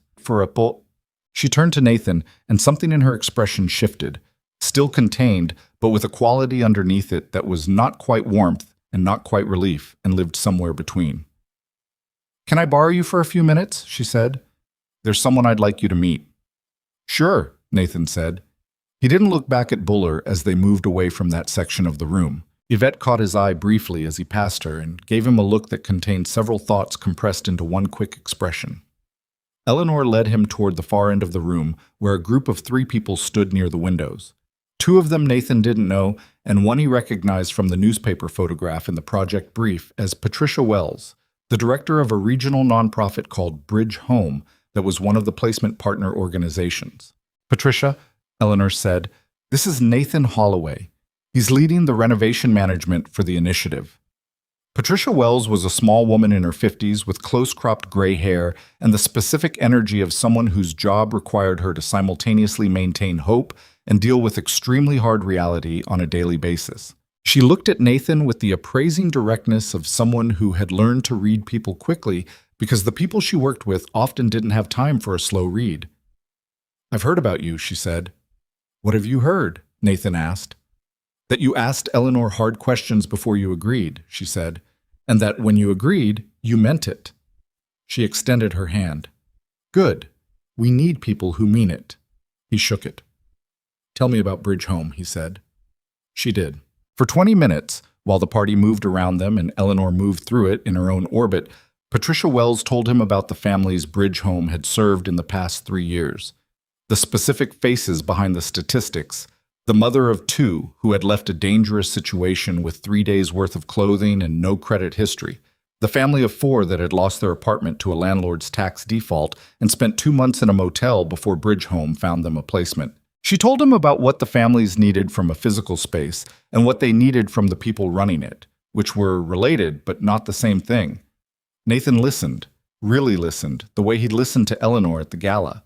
Not performing attention, but actually receiving the information and letting it land. The units need to feel like someone thought about them, Patricia said. Not like they were built to meet a minimum standard. Families can tell the difference. People who've been through hard things develop a very accurate sense of whether a space was built for them or built to fulfill a requirement. I know, Nathan said. I spent a long time maintaining buildings that were built to fulfill a requirement. She looked at him. And? And the people in them knew, he said, every time. They knew within the first week. Patricia studied him. Then she nodded once, the nod of someone who has confirmed a thing they needed to confirm. Good, she said again. Then we're going to work well together. Sir. He found Eleanor near the exit around 9:30. She was finishing a conversation with Robert Calloway, who looked, Nathan noted, slightly less careful than he had in the first week, the professional caution having loosened by a few degrees as the weeks had gone on. A small shift, but real. When Calloway moved away, Nathan came to stand beside her, and they looked out at the room together for a moment in the comfortable way of 2 people who had gotten used to brief, wordless check-ins at the edges of events. You didn't have to do that, he said. The Buller thing. I know, she said. I can handle him. I know that too, she said. I didn't do it because you needed defending. I did it because what he said was wrong, and I was there to say so. A brief pause. There's a difference. He looked at her. Yeah, there is. Patricia liked you, Eleanor said. She's formidable. She is. She's also the best person in this region at what she does, and she doesn't partner with projects she doesn't believe in. Eleanor set her empty glass on a passing tray. The fact that she stayed 20 minutes is a signal. I'll take it. You should. She looked at the room. The contented hum of it. The particular quality of an evening that had done what it was supposed to do. The board presentation is Thursday. I'll be ready. I know, she said. They stood there another moment. The string quartet at this event was a two-piece, a violin and a cello, something understated and unhurried.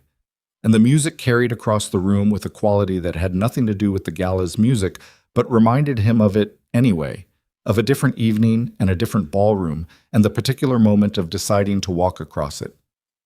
Nathan, she said. Yeah. Thank you, she said. For what you said to Patricia, about the people knowing. It's true.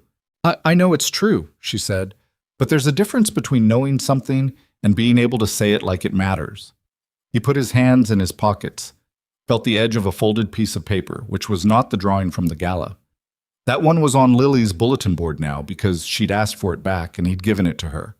But a grocery list Lily had written him that morning in the same careful printing, topped with her name in letters that took up a quarter of the page. He'd stuck it in his pocket without thinking. She wanted waffles for dinner, he said.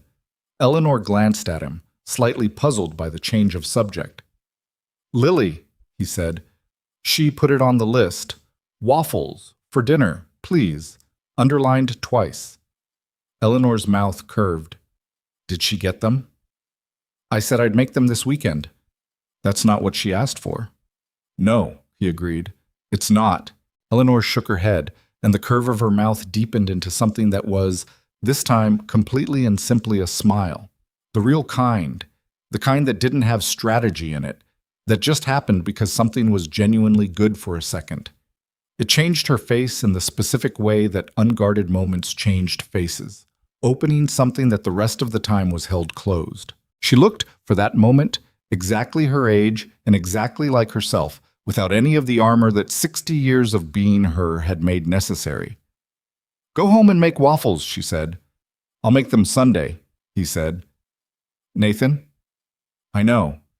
He said goodnight to Patricia Wells on the way out, left a card with one of the subcontractors who'd flagged genuine interest in the renovation work, nodded to Dennis, who was by the bar and who gave him a look of careful, complicated pride, the look of someone watching something go in a direction they hadn't predicted but couldn't argue with.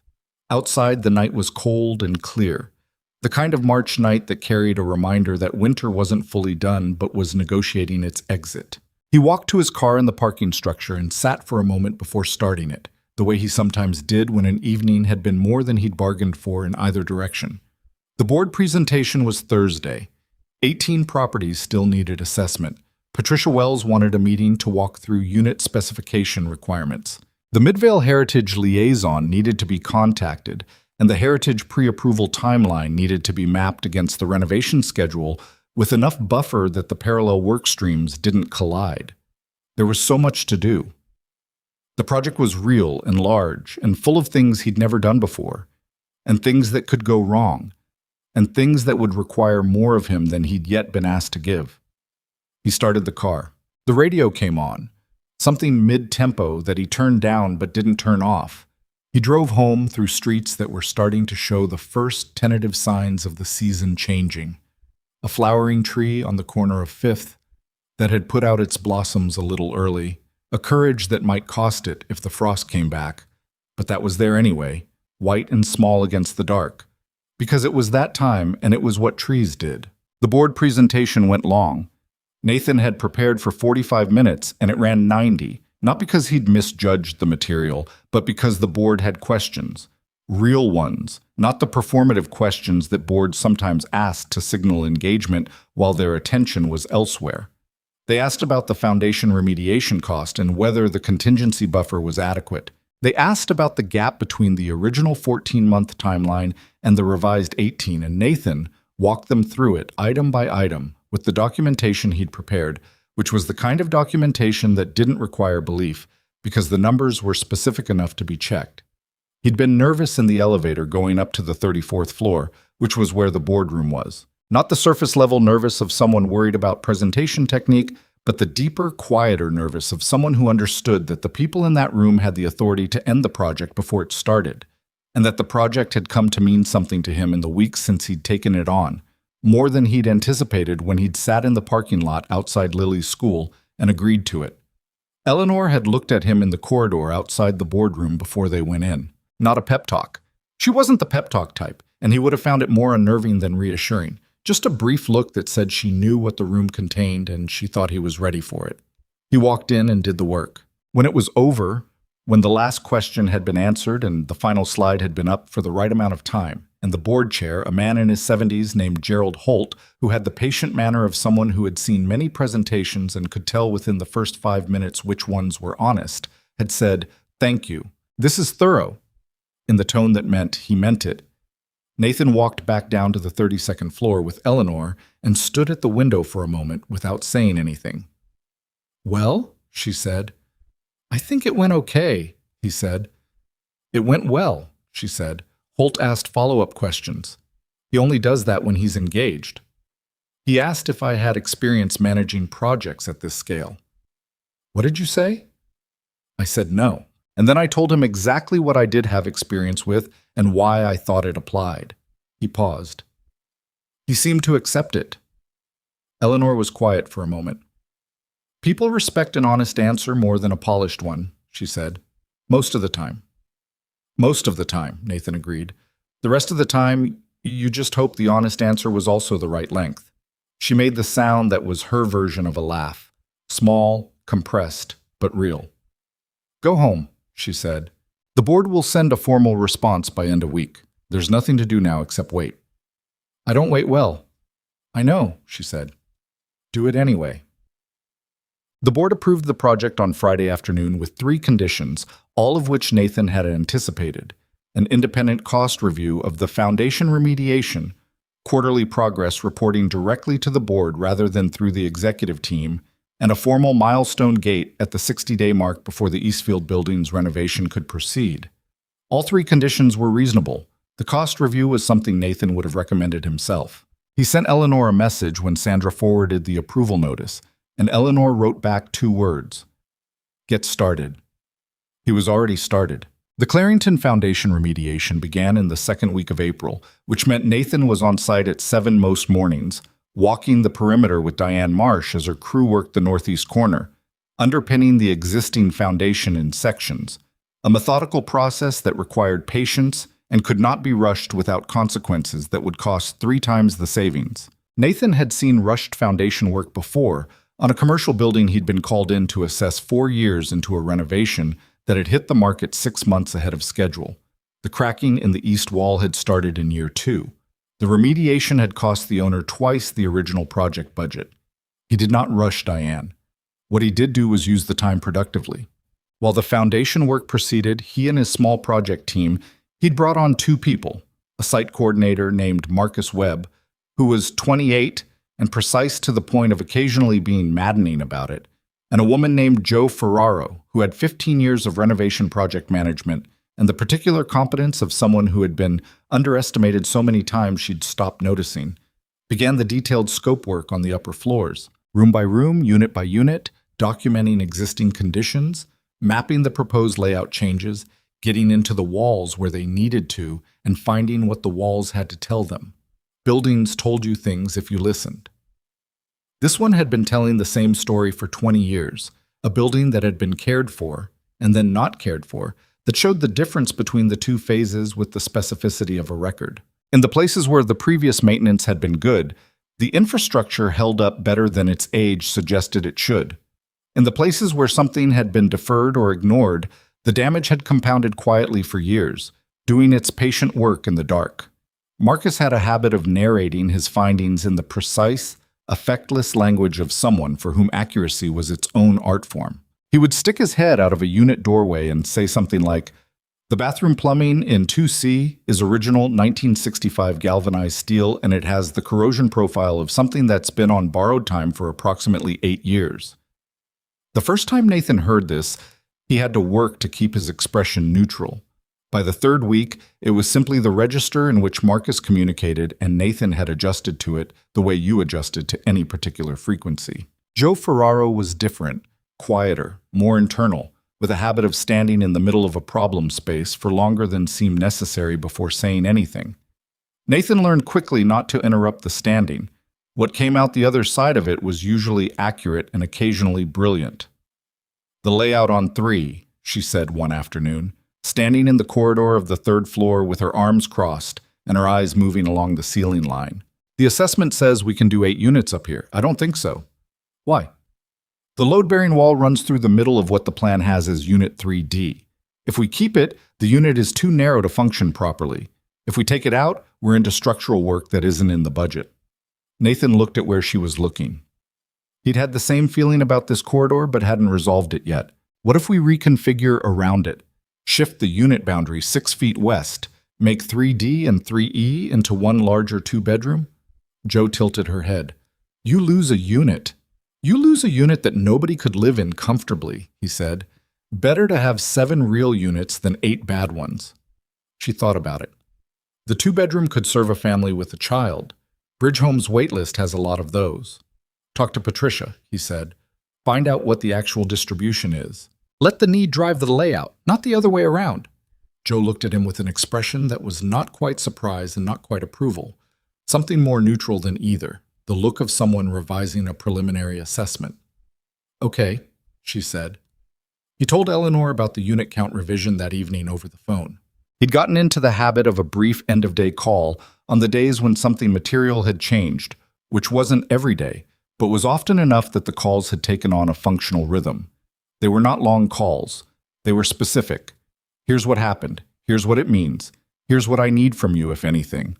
Eleanor received information the way she gave it, directly, without the packaging that made information easier to deliver but harder to use. 7 solid units on 3 instead of 8 compromised ones, she said.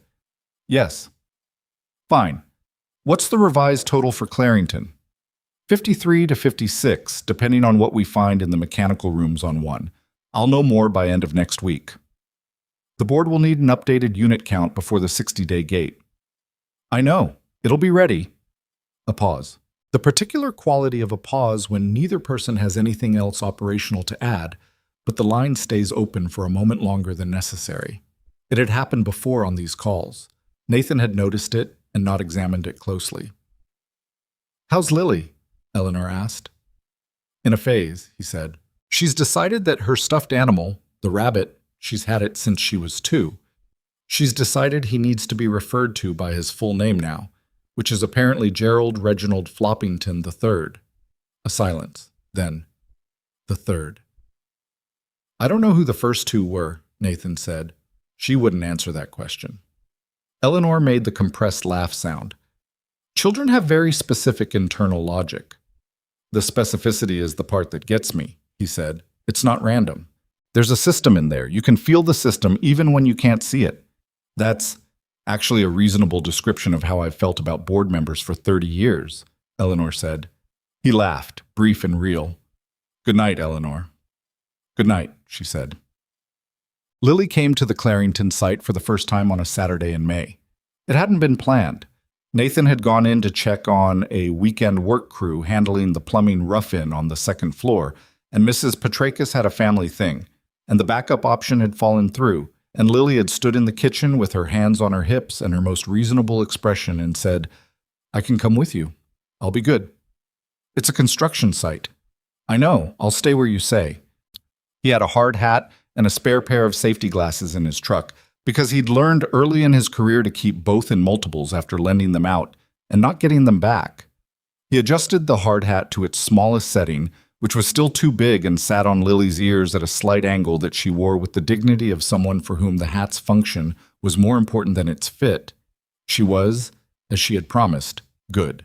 She stayed where he said, asked before touching anything, and observed the work with the concentrated attention of someone for whom construction was genuinely interesting rather than something to endure.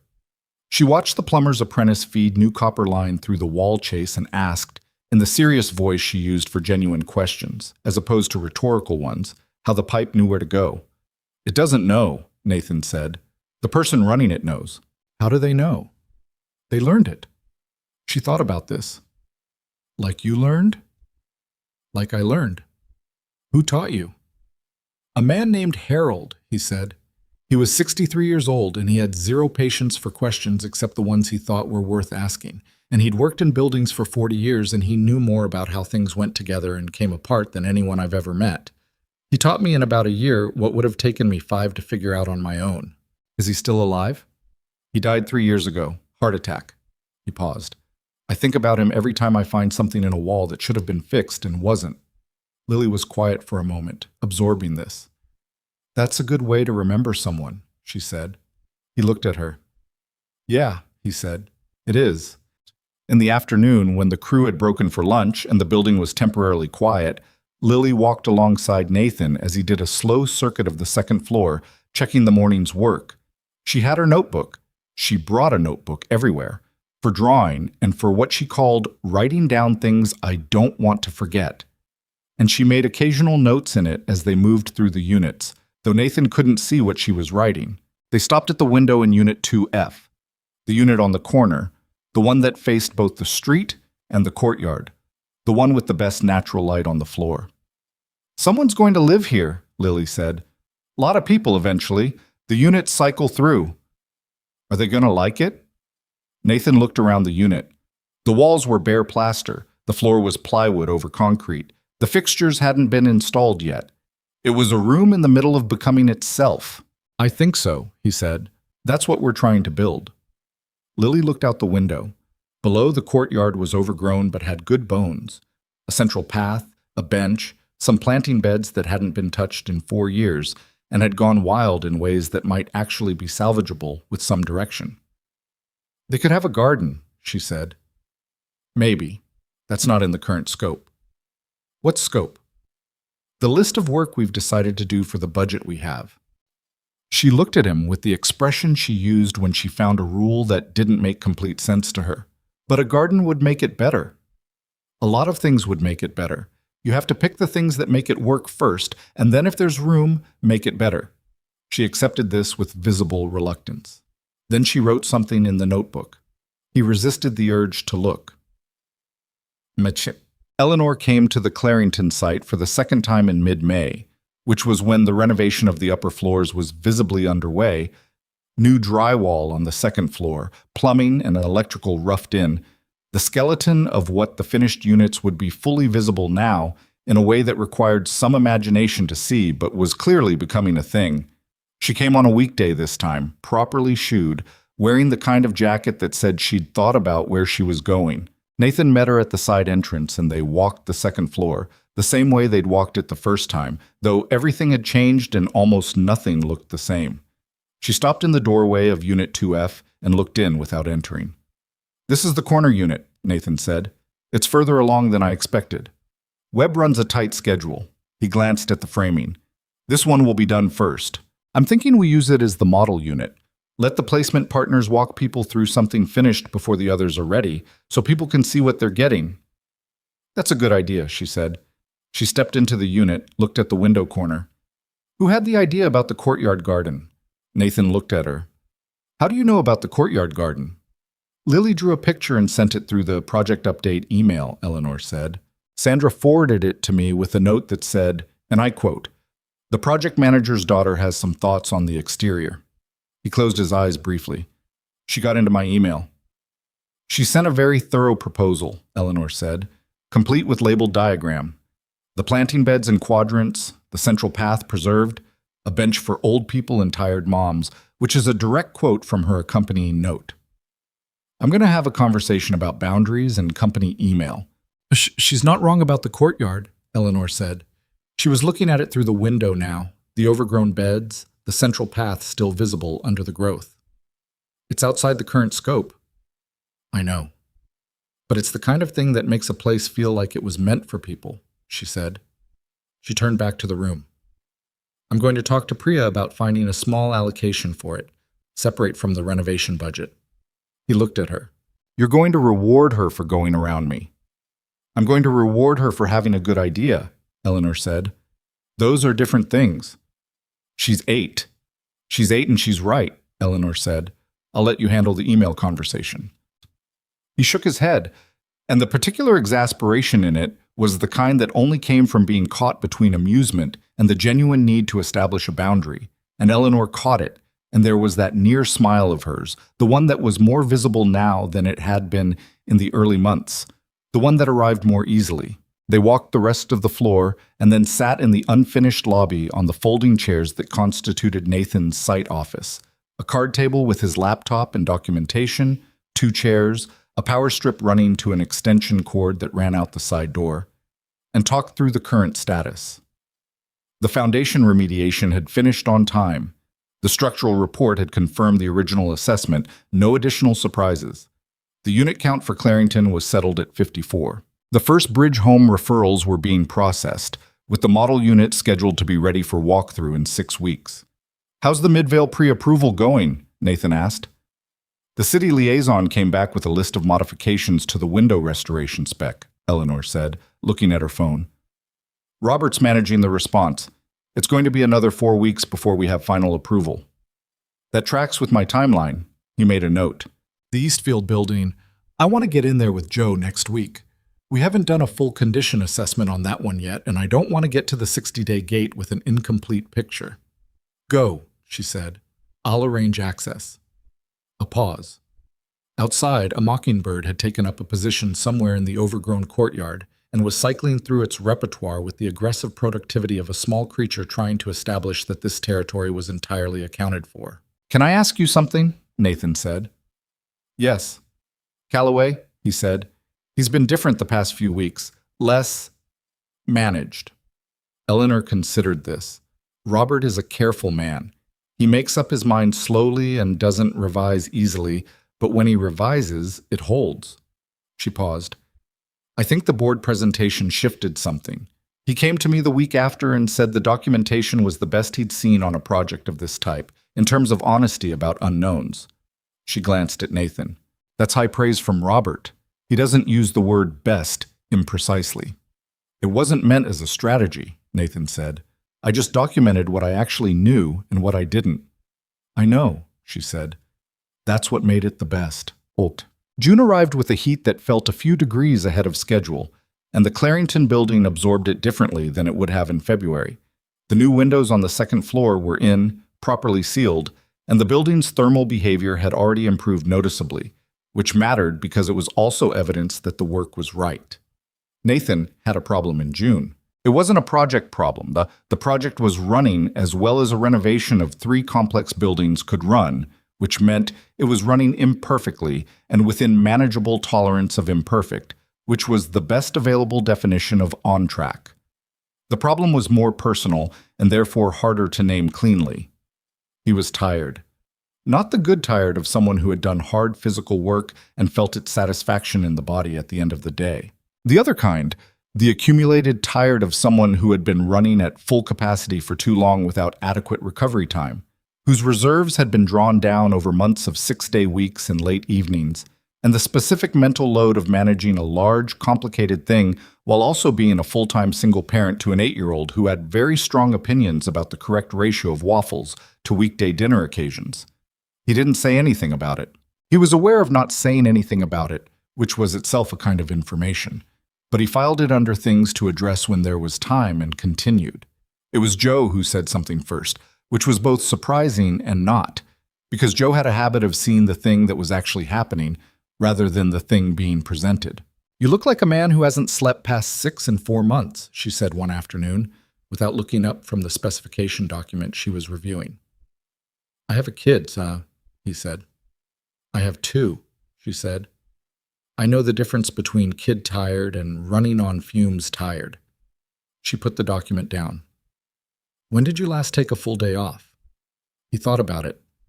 "The week before I started. That was 12 weeks ago. The project is in a critical phase." The project is going to be in a critical phase until it's done," she said. "And you're going to make a mistake if you don't take a breath. Not a big mistake, probably, but the kind of mistake that costs time and money and makes you feel bad about yourself for longer than it deserves." He looked at her. "Is this a professional concern or a personal one?" "Both," she said. "You're allowed to have both. Sit down for a day." He didn't sit down the next day, but he did leave the site at 4 instead of 6, picked Lily up from the after-school program an hour early, and took her to the park near their apartment where she ran the kind of unfocused, full-speed laps that children ran when given open space and no instructions. And he sat on a bench in the late afternoon heat and watched her and tried, with partial success, to let his brain do less. He called Eleanor from the park, because he'd realized on the drive over that he'd forgotten to loop her in on a supply chain delay for the second-floor cabinetry that was going to push the model unit timeline by 10 days. He'd meant to email it. He called instead. 10 days, she said. I know. I'm sorry. I should have caught it earlier. The supplier's backlog shifted 2 weeks ago, and I didn't follow up on it until today. Can you source from the alternate vendor? At an 8% cost increase. How much of the buffer does that use? A third of it. Do it, she said. We don't want the model unit delayed. The bridge home walkthroughs are scheduled. Already moving on it, he said. He could hear Lily somewhere behind him, her narration drifting across the park like a signal from a distant station. Something about a race, something about winning, something about the specific injustice of a squirrel that was not respecting the designated running track. Where are you? Eleanor asked. Park, with Lily. I left early. A brief pause. Good, she said. My site coordinator told me I needed a day. Your site coordinator is right, Eleanor said. Take 2. I can't take 2. Nathan. I'll take the afternoon. She let it go, which he appreciated. Eleanor had a calibrated sense for which battles to press. The model unit delay is manageable, she said. The buffer exists for this. Don't lose sleep over it. I lose sleep over everything, he said. I know, she said, and there was something in her voice, not sympathy exactly, more like recognition, the tone of someone who understood the condition from the inside. It's the price of caring about whether things are done right. Does it get better? You get better at carrying it, she said. That's not the same thing, but it's something. Behind him, Lily had apparently resolved the squirrel dispute in her favor, because her narration had moved on to a new event that seemed to involve a stick and a very complicated scoring system. She's good company, Eleanor said, and Nathan realized she could hear Lily's voice through the phone. She is, he said. I was in meetings all day today, Eleanor said, and the word meetings carried in it the specific weight of a kind of day that was fully lived and yet had left her somewhere in the vicinity of empty rather than full. I miss the sights when I'm stuck in the office. Come out Thursday, he said. We're doing the first finish walk on the model unit. It'll be rough still, but you'll be able to see what it's becoming. I'll be there, she said. She was. Thursday at 9, properly shoed this time without being reminded, she stood in Unit 2F of the Clarington building while the morning light came through the new windows and fell across the freshly painted walls. Not finished yet, still some trim work, still the fixtures to install, but unmistakably a room now. Unmistakably a place where a person could stand and feel housed. And she was very still for a moment in the way she went still when something was affecting her and she was deciding what to do with it. Nathan stood in the doorway and let her have the moment. It works, she said finally, quietly. It works, he confirmed. She turned from the window. Her expression had the specific quality it had when something had landed exactly where she'd hoped it would. Not triumphant, not relieved, something more internal. The look of a person standing inside an idea that had become real. The courtyard, she said. Priya found a small grant from a municipal green space fund, he said. Joe is managing it as a separate work stream. Lily's diagram is pinned to Joe's sightboard. Eleanor's mouth curved. I know. Joe sent me a photo. Joe sent you? Of course she did, he said. Your team likes you, Eleanor said. They don't tell you that because that's not how it works.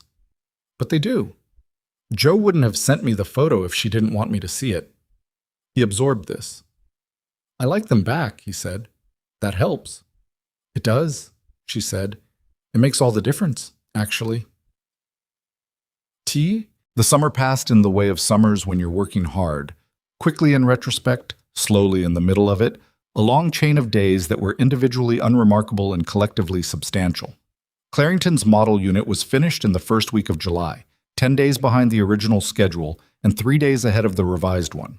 The Bridge Home walkthroughs began the week after, and Nathan stood in the lobby on the afternoon of the first one with his hands in his pockets while Patricia Wells brought a family through. A mother named Rosa and her 2 daughters, 8 and 11, who had been displaced from their apartment 6 weeks ago when the building was condemned following an electrical failure that the landlord had been warned about twice. He stayed out of the way. This wasn't his moment, and he knew it. He watched from the lobby while the family walked through the finished unit, heard the 11-year-old's voice rise slightly when she saw the bedroom she'd share with her sister, heard Rosa asking Patricia a question about the kitchen that he couldn't make out from this distance, heard the 8-year-old running back and forth in the corridor outside the unit with the specific uncontainable energy of a child who had just discovered that running was permitted and that the floor was excellent for it. Patricia found him afterward while Rosa was filling out paperwork at the card table that served as Nathan's lobby office. She asked about the courtyard, Patricia said. What did you tell her? I told her there's a garden plot with her name on it if she wants it. She looked at him steadily. The detail work in that unit is good. The cabinet height in the kitchen is right for a range of people. The bathroom grab bar is installed correctly. A lot of contractors put it in the wrong position. Did you know that? Most people don't check. You checked. Joe checked, he said. She's thorough. You hired her, Patricia said, so you get partial credit. She paused. The family's taking the unit. He already knew they would. He'd known from the moment the 8-year-old started running in the corridor. He went home that evening and made waffles for dinner, not because it was Sunday and not because he'd planned to, but because sometimes the day called for it, and he'd learned to recognize when that was true. Lily ate 2.5 waffles and asked if the families had liked the building, because she'd been asking about the project with the steady interest of someone who felt she had a stake in it, which Nathan supposed she did. One family moved in today, he said. 2 girls. One of them is the same age as you. Lily considered this. What's her name? I don't know. You should find out, she said. It's not really my place to... Dad? She gave him the look. You built her home. You should know her name. He thought about that for a moment. The logic of it was both simple and complete in the way that Lily's logic often was, coming at things from an angle that cut through the professional compartmentalization to something more basic. Maybe, he said. Definitely, she said. She finished the half waffle and carried her plate to the sink with the practiced competence of a kid who had been doing her own dishes since 6 and was proud of it. Nathan sat at the kitchen table a while after, the evening coming in through the window over the sink, the neighborhood going about its summer business outside. 54 units at Clarington. 12 more families had been referred by Bridge Home and were in the placement process. The Midvale pre-approval had come through the previous Friday. Robert Calloway had sent him a message that said simply, City approved Midvale. Full scope, no modifications. Good news. And the Eastfield assessment had confirmed a scope that was large but clean, no hidden catastrophes. The project was running. It was doing the thing it was supposed to do.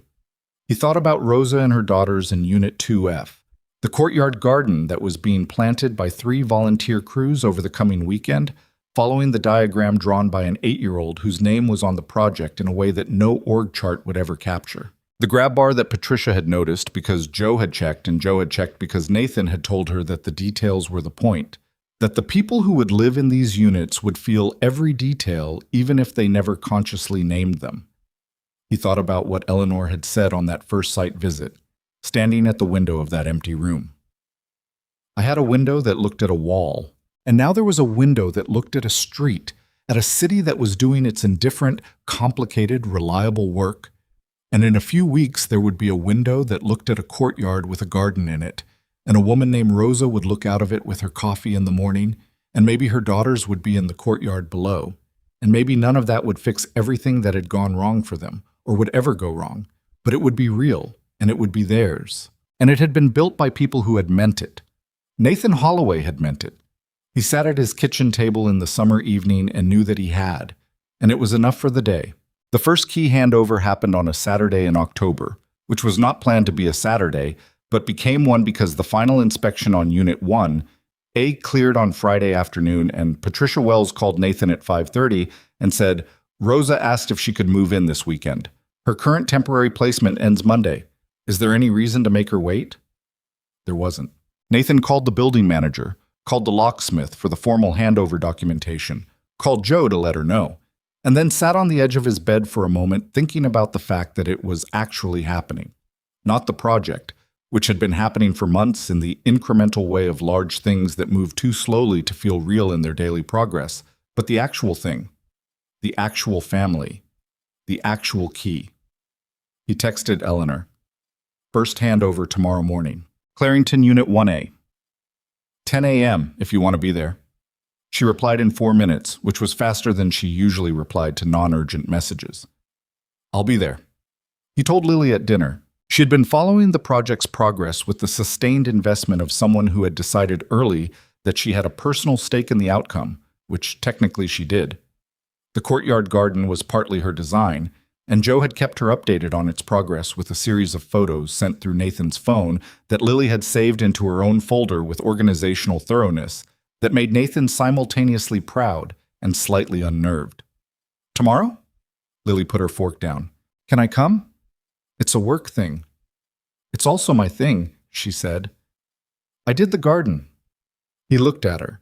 She had her chin tilted up slightly in the way she did when she was making an argument she knew was good and was giving it room to stand on its own. Be ready at 9, he said. She nodded with the compact satisfaction of someone who had expected to win but was too professional to gloat about it. The morning was cool and clear, the specific quality of October light that made everything look like it had been recently decided. Sharp edges, long shadows, the sky the kind of blue that only arrived after the haze of summer had finally cleared out.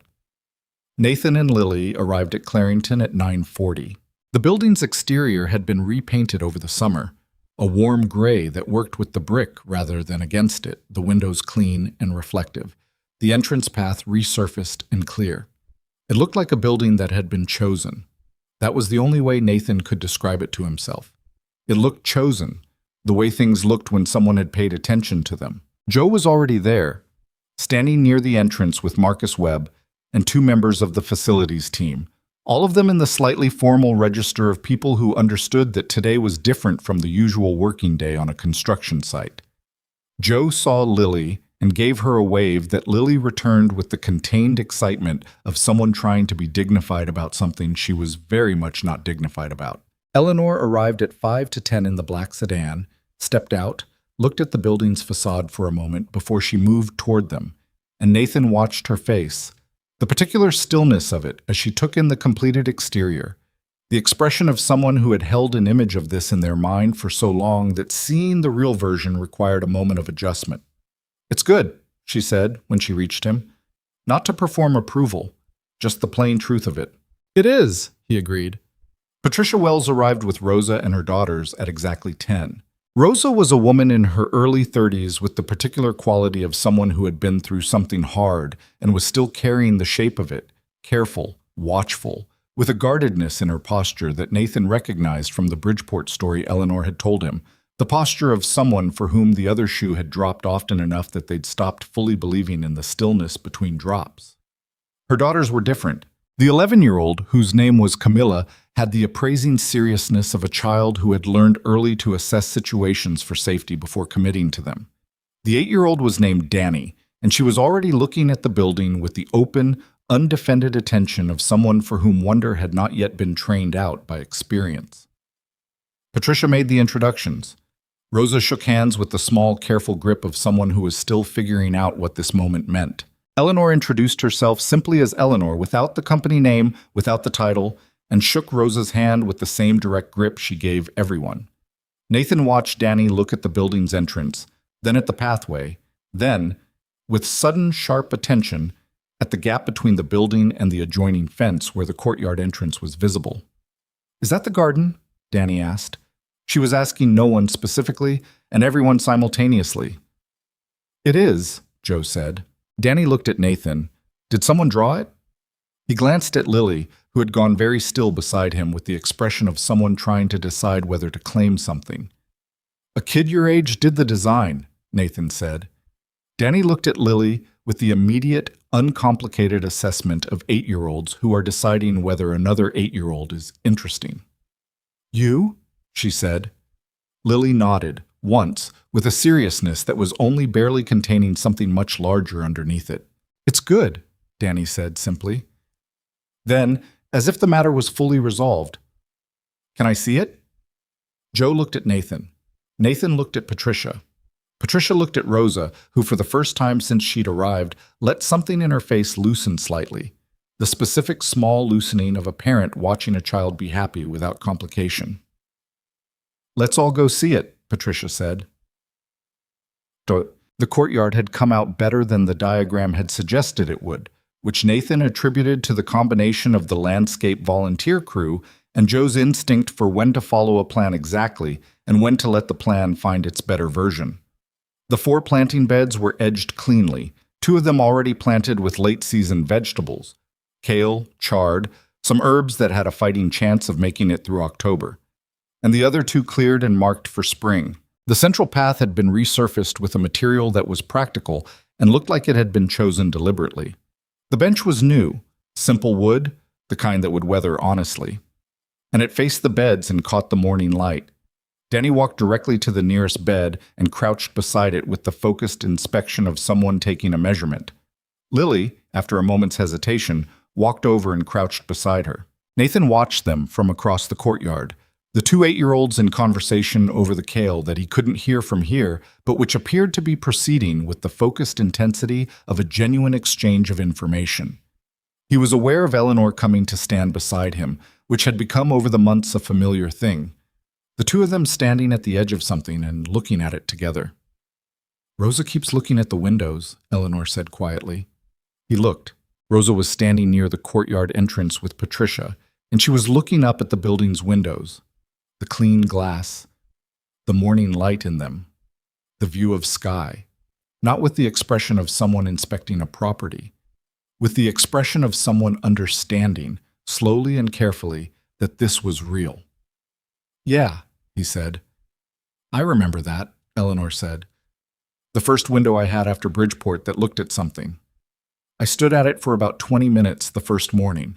I thought I was being ridiculous." A pause. "I wasn't." They stood in the quiet of it for a moment. The courtyard held the morning in a way that was specific to enclosed spaces with good orientation. The sound of the street was there, but softened. The light was direct without being harsh, and the recent planting had given the air a quality that was neither fully outdoors nor fully urban, something in between. Marcus Webb appeared from the building interior and gave Nathan the small nod that meant the paperwork was ready. The formal part of the handover, the documentation, the keys, the building orientation, was brief and functional, conducted at the card table that had been set up in the renovated lobby, which no longer looked anything like the dim, failing space Nathan had first walked into 8 months ago. The floor tile had been cleaned and sealed and was precisely as good as Nathan had hoped it would be. The ceiling was repaired and painted. The entrance had a proper door that sealed correctly and opened with the weight of something built to last. Patricia walked Rosa through the documentation. Rosa signed slowly and carefully, reading each page, which Nathan respected. Camilla stood beside her mother, reading along with the seriousness of an 11-year-old who had decided that understanding the paperwork was part of her job. Danny had come back inside at some point and was now conducting a comprehensive structural assessment of the lobby with the thoroughness of someone who had recently decided that buildings were interesting. When it was done, Patricia took a key from the small envelope on the table. It was a regular key. Nothing ceremonial about it, a standard deadbolt key in brushed brass that matched the hardware on every other unit in the building, and she placed it in Rosa's hand. Rosa looked at it for a moment. Her hand closed around it. She didn't say anything, and Nathan didn't expect her to, because there was no sentence that would have been the right size for what that moment was. Camilla put her arm around her mother's waist. Danny, from across the lobby, announced, "The floor is really good for running." Laughter broke through the room. Rosa's most of all, a quick, slightly surprised laugh, the laugh of someone who hadn't expected to laugh in this particular moment and was grateful for it.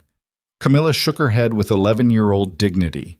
Lily nodded in agreement with Danny's assessment, with the air of someone whose professional opinion had been confirmed. Eleanor, standing near the door, made the compressed laugh sound that Nathan had come to understand was the fullest version of laughter she allowed herself in professional contexts, and he looked at her and found her looking at him, And what passed between them in that look was something that didn't have a clean name, but that both of them understood. They stayed for an hour, long enough to walk Rosa and the girls through the unit again, to show Camilla the study corner that Joe had specified into the design, a built-in desk under the window in the second bedroom, the kind of detail that had cost an extra $400 in materials and labor, and that Nathan had insisted on keeping when the value engineering conversation had come up. And to show Rosa the kitchen, which worked, whose cabinets were at the right height, whose window looked at the courtyard. When they left, Nathan stood on the sidewalk outside the building with Eleanor and watched Patricia's car pull away. 53 more units, he said. 53 more, she agreed. And then Midvale? And then Eastfield. She looked at him.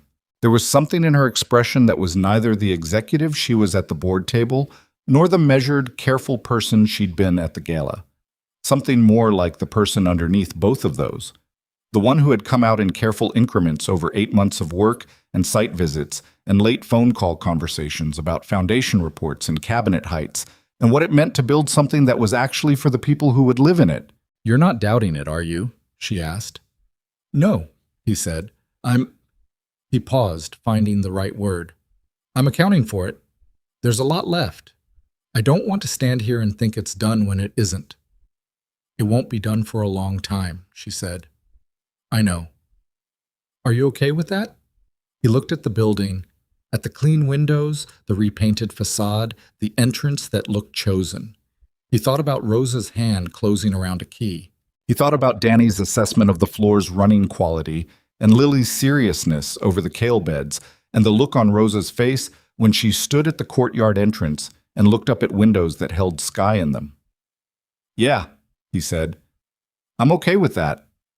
Lily came out of the building behind them, her notebook in hand, and came to stand between them with the comfortable ease of someone who had decided that the space between these two adults was a reasonable place to be.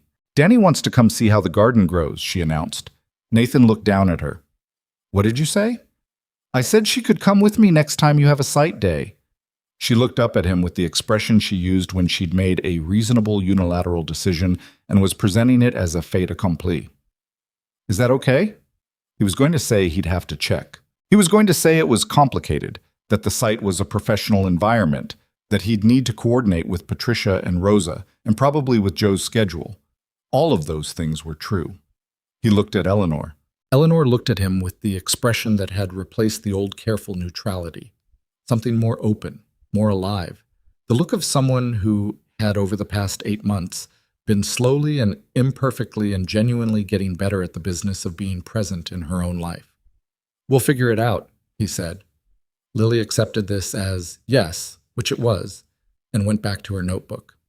There are things Nathan understood, standing on that sidewalk on an October morning, that he hadn't understood when he'd walked across a ballroom 8 months before. He understood that kindness was not a soft thing. It was one of the harder things, harder than anger, harder than indifference, harder than the various forms of self-protection that people developed and called by other names. Sitting down beside someone that a room had decided to ignore required a specific kind of stubbornness, the kind that came from having decided, at some point, what you actually believed about people, and then acting on it even when the room's opinion was going the other way. He had not made a calculation that night at the Vandermeer Gala.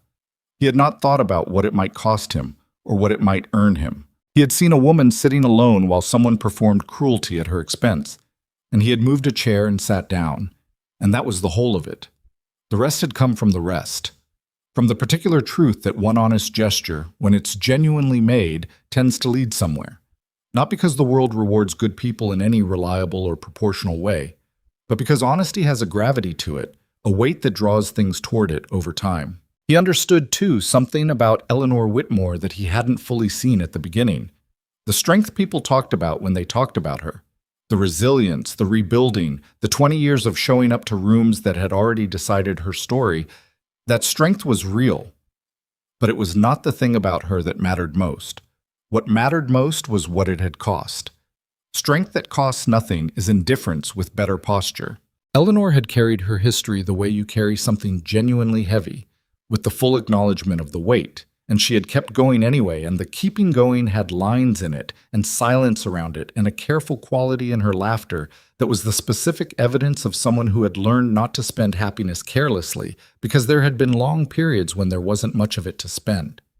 He understood that buildings were not just buildings. He had known this in some technical sense for 20 years, had understood that the condition of a building communicated something to the people inside it about whether they mattered.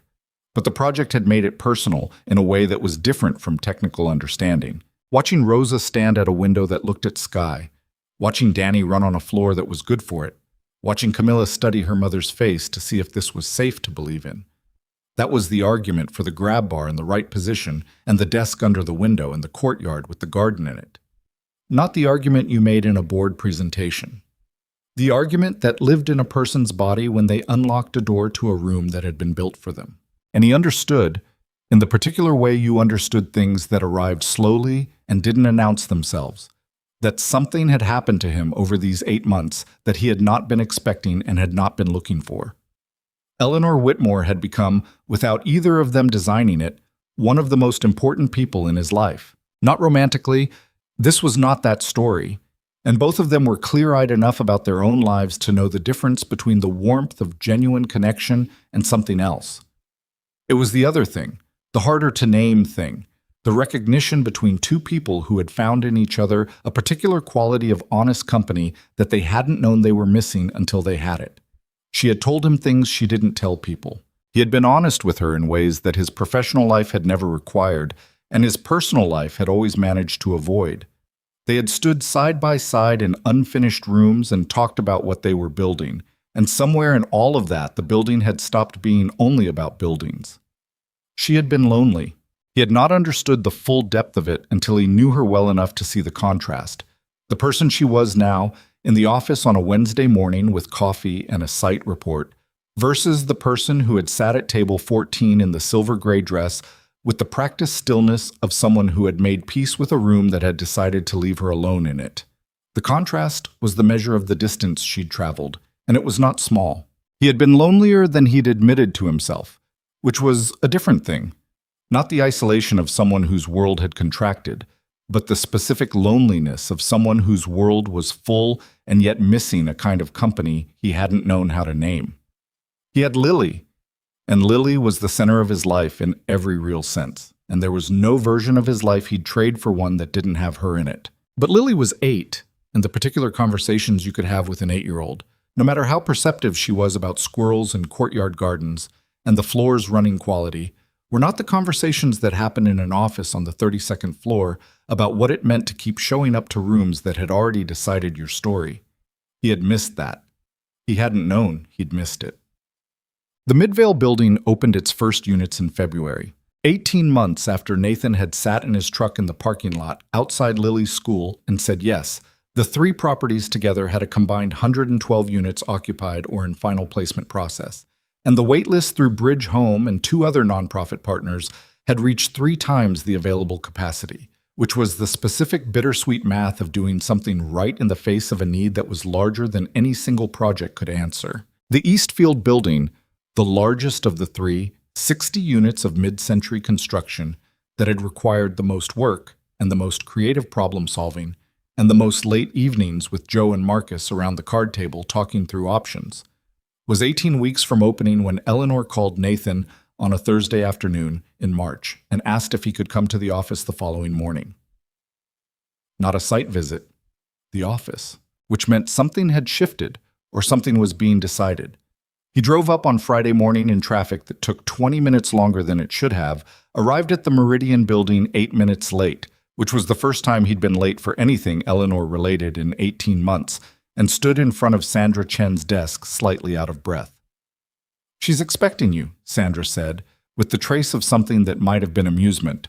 Eleanor was at her desk when he came in, not in the sitting area, the posture of someone who had been thinking about something for a while and had arrived at the end of the thinking. She gestured to the chair across from her, the desk chair, not the sitting area, which was a register he recognized as more formal, and he sat. "The board met this week," she said. He waited. "They've approved the expansion of the initiative to 3 additional cities. The next phase is 4 times the current scale. 12 properties, potentially 240 units across 3 years. She looked at him directly. I want you to lead it. Not just the renovation management. The whole operational design, staffing, systems, the standards framework that every property would run by. Everything. The room was very quiet. That's a different job than what I'm doing, he said. Yes. I don't have the background for the systems design piece, the staffing architecture. You'll build it, she said, with the right support. I'll get you that support. She paused. You've built everything else from where you started. This is the next version of the same thing. I need to think about it. I know you do. It's not a no, he said. I know that too, she said. Something in her expression settled, the specific look of someone who had been holding the shape of a possibility carefully and had just been told they could keep holding it a little longer. He looked at her for a moment. Can I ask you something? Yes. Are you okay? He said it simply, without any particular weight. Not the project. You. She blinked, a small thing but real, a moment of being caught off guard by the directness of it. Why do you ask? Because you called me in for a formal meeting for something you could have said over the phone, and you're at your desk instead of the chairs, which means you've been sitting with this for a while and it's not just about the expansion. She was quiet. Then she set her pen down, which was the gesture of someone deciding to say a real thing. My birthday is Sunday, she said. 61. He waited. I've had a lot of birthdays alone, she said. The birthday isn't the point. The point is that this year, for the first time in quite a while, I noticed it coming and didn't feel the usual way about it. She paused. I felt it coming and I thought about the site, and I thought about Lily's diagram, and I thought about a conversation you and I had in a half-finished room in Clarington where you said that buildings tell you things if you listen, and I thought, I'm not as alone as I was a year ago. Another pause. I'm not sure I knew how to want that until it was already happening. Nathan held that for a moment. The window behind her showed the city going about its Friday morning, indifferent and reliable. The same city it had been the first time he'd been in this office. The same streets, the same geometry of movement and light. What are you doing Sunday? He asked. She looked at him. Nothing. It's a Sunday. Lily's been asking to try the new taco place on 7th for 3 weeks, he said. She's been making the case with increasing formal sophistication. Last week she submitted what she called a reasons document. Eleanor's mouth curved. A reasons document. 4 bullet points and a hand-drawn picture of a taco. He paused. Come with us. Nathan, it's tacos, he said, on a Sunday. That's the whole thing. She looked at him for a long moment with the gray-green eyes that had been direct from the first night and were more open now than they had been then, opened by months of being in the company of someone who didn't need them to be anything else. Lily will ask me a lot of questions, she said. She will, he agreed. I'm not always good with children. She's not always good with adults either, he said. You'll be fine. Another moment. Then she nodded. Just once. The small, definitive nod she used for decisions she'd made completely. Sunday, she said. They ate tacos on Sunday, the 3 of them at a small table by the window of the place on 7th, and Lily asked Eleanor 11 questions in the first 20 minutes, which Nathan tracked with the internal monitoring of a parent who knew when the interrogation was becoming unreasonable, but found that all 11 questions were in fact reasonable, just delivered without pause for breath. Eleanor answered all of them, including the one about whether she'd ever ridden a horse, the one about her favorite color, and the significantly more sophisticated one about whether she thought buildings had feelings, to which Eleanor said something that made Lily put down her taco and stare at her with the expression of someone encountering an unexpectedly interesting idea. What did you say? Nathan asked, having missed the answer while flagging down the server for more napkins, which their collective taco-to-napkin ratio had made necessary. I said I thought buildings remembered things, Eleanor said.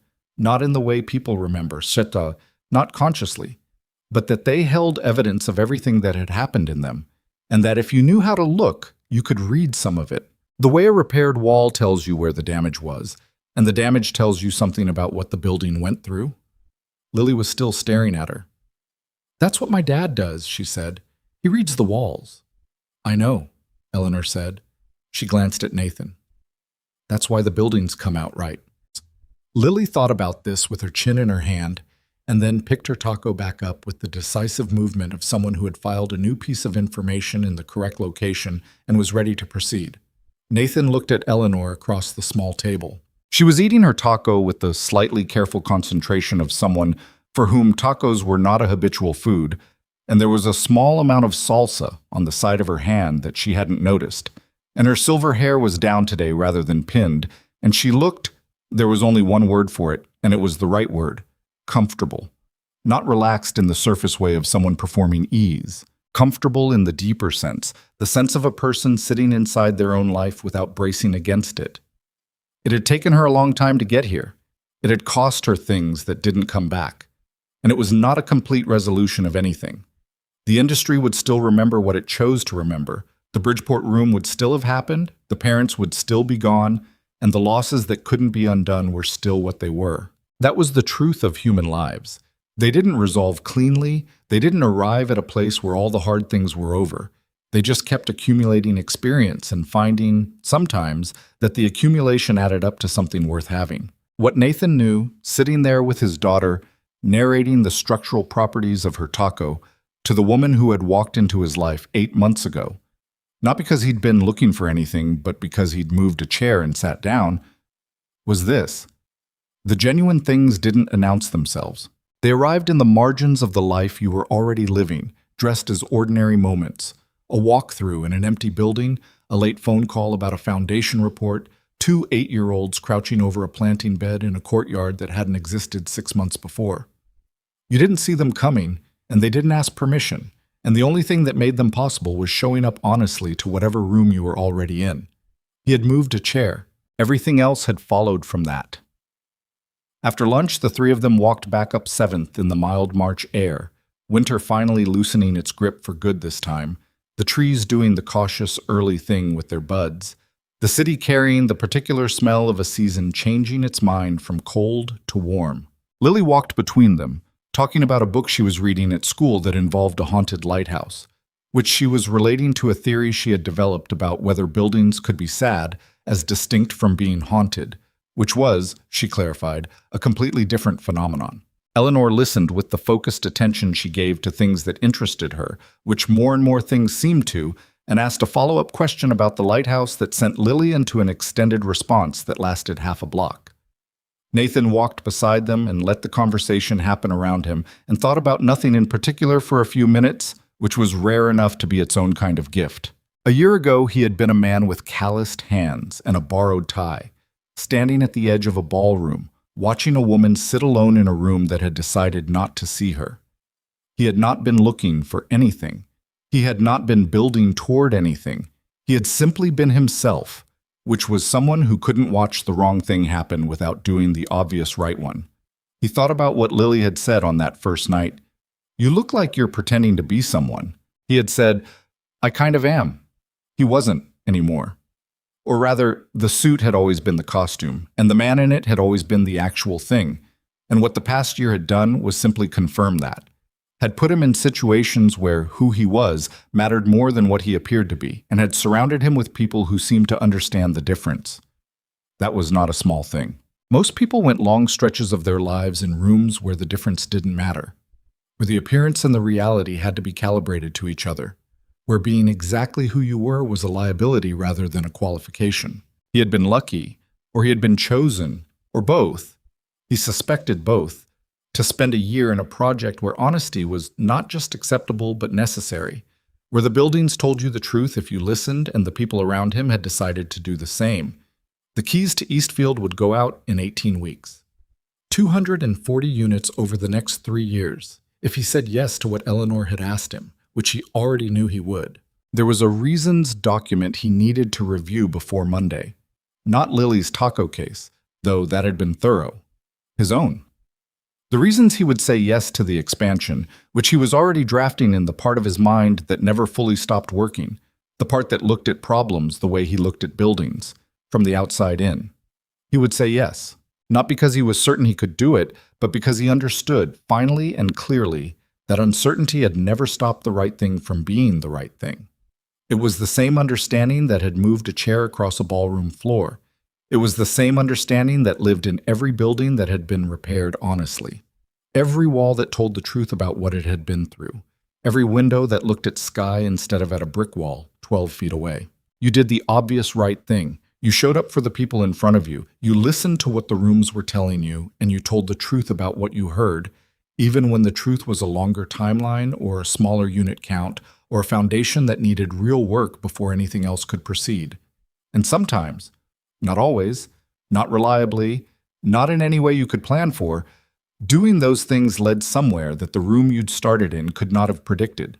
Lily was still talking about the lighthouse. Eleanor was still listening. The street went on being a street, ordinary and sufficient, and Nathan Holloway walked down it in the early spring air with the two most interesting people he knew, and the project in front of him, and his whole actual life exactly where it was.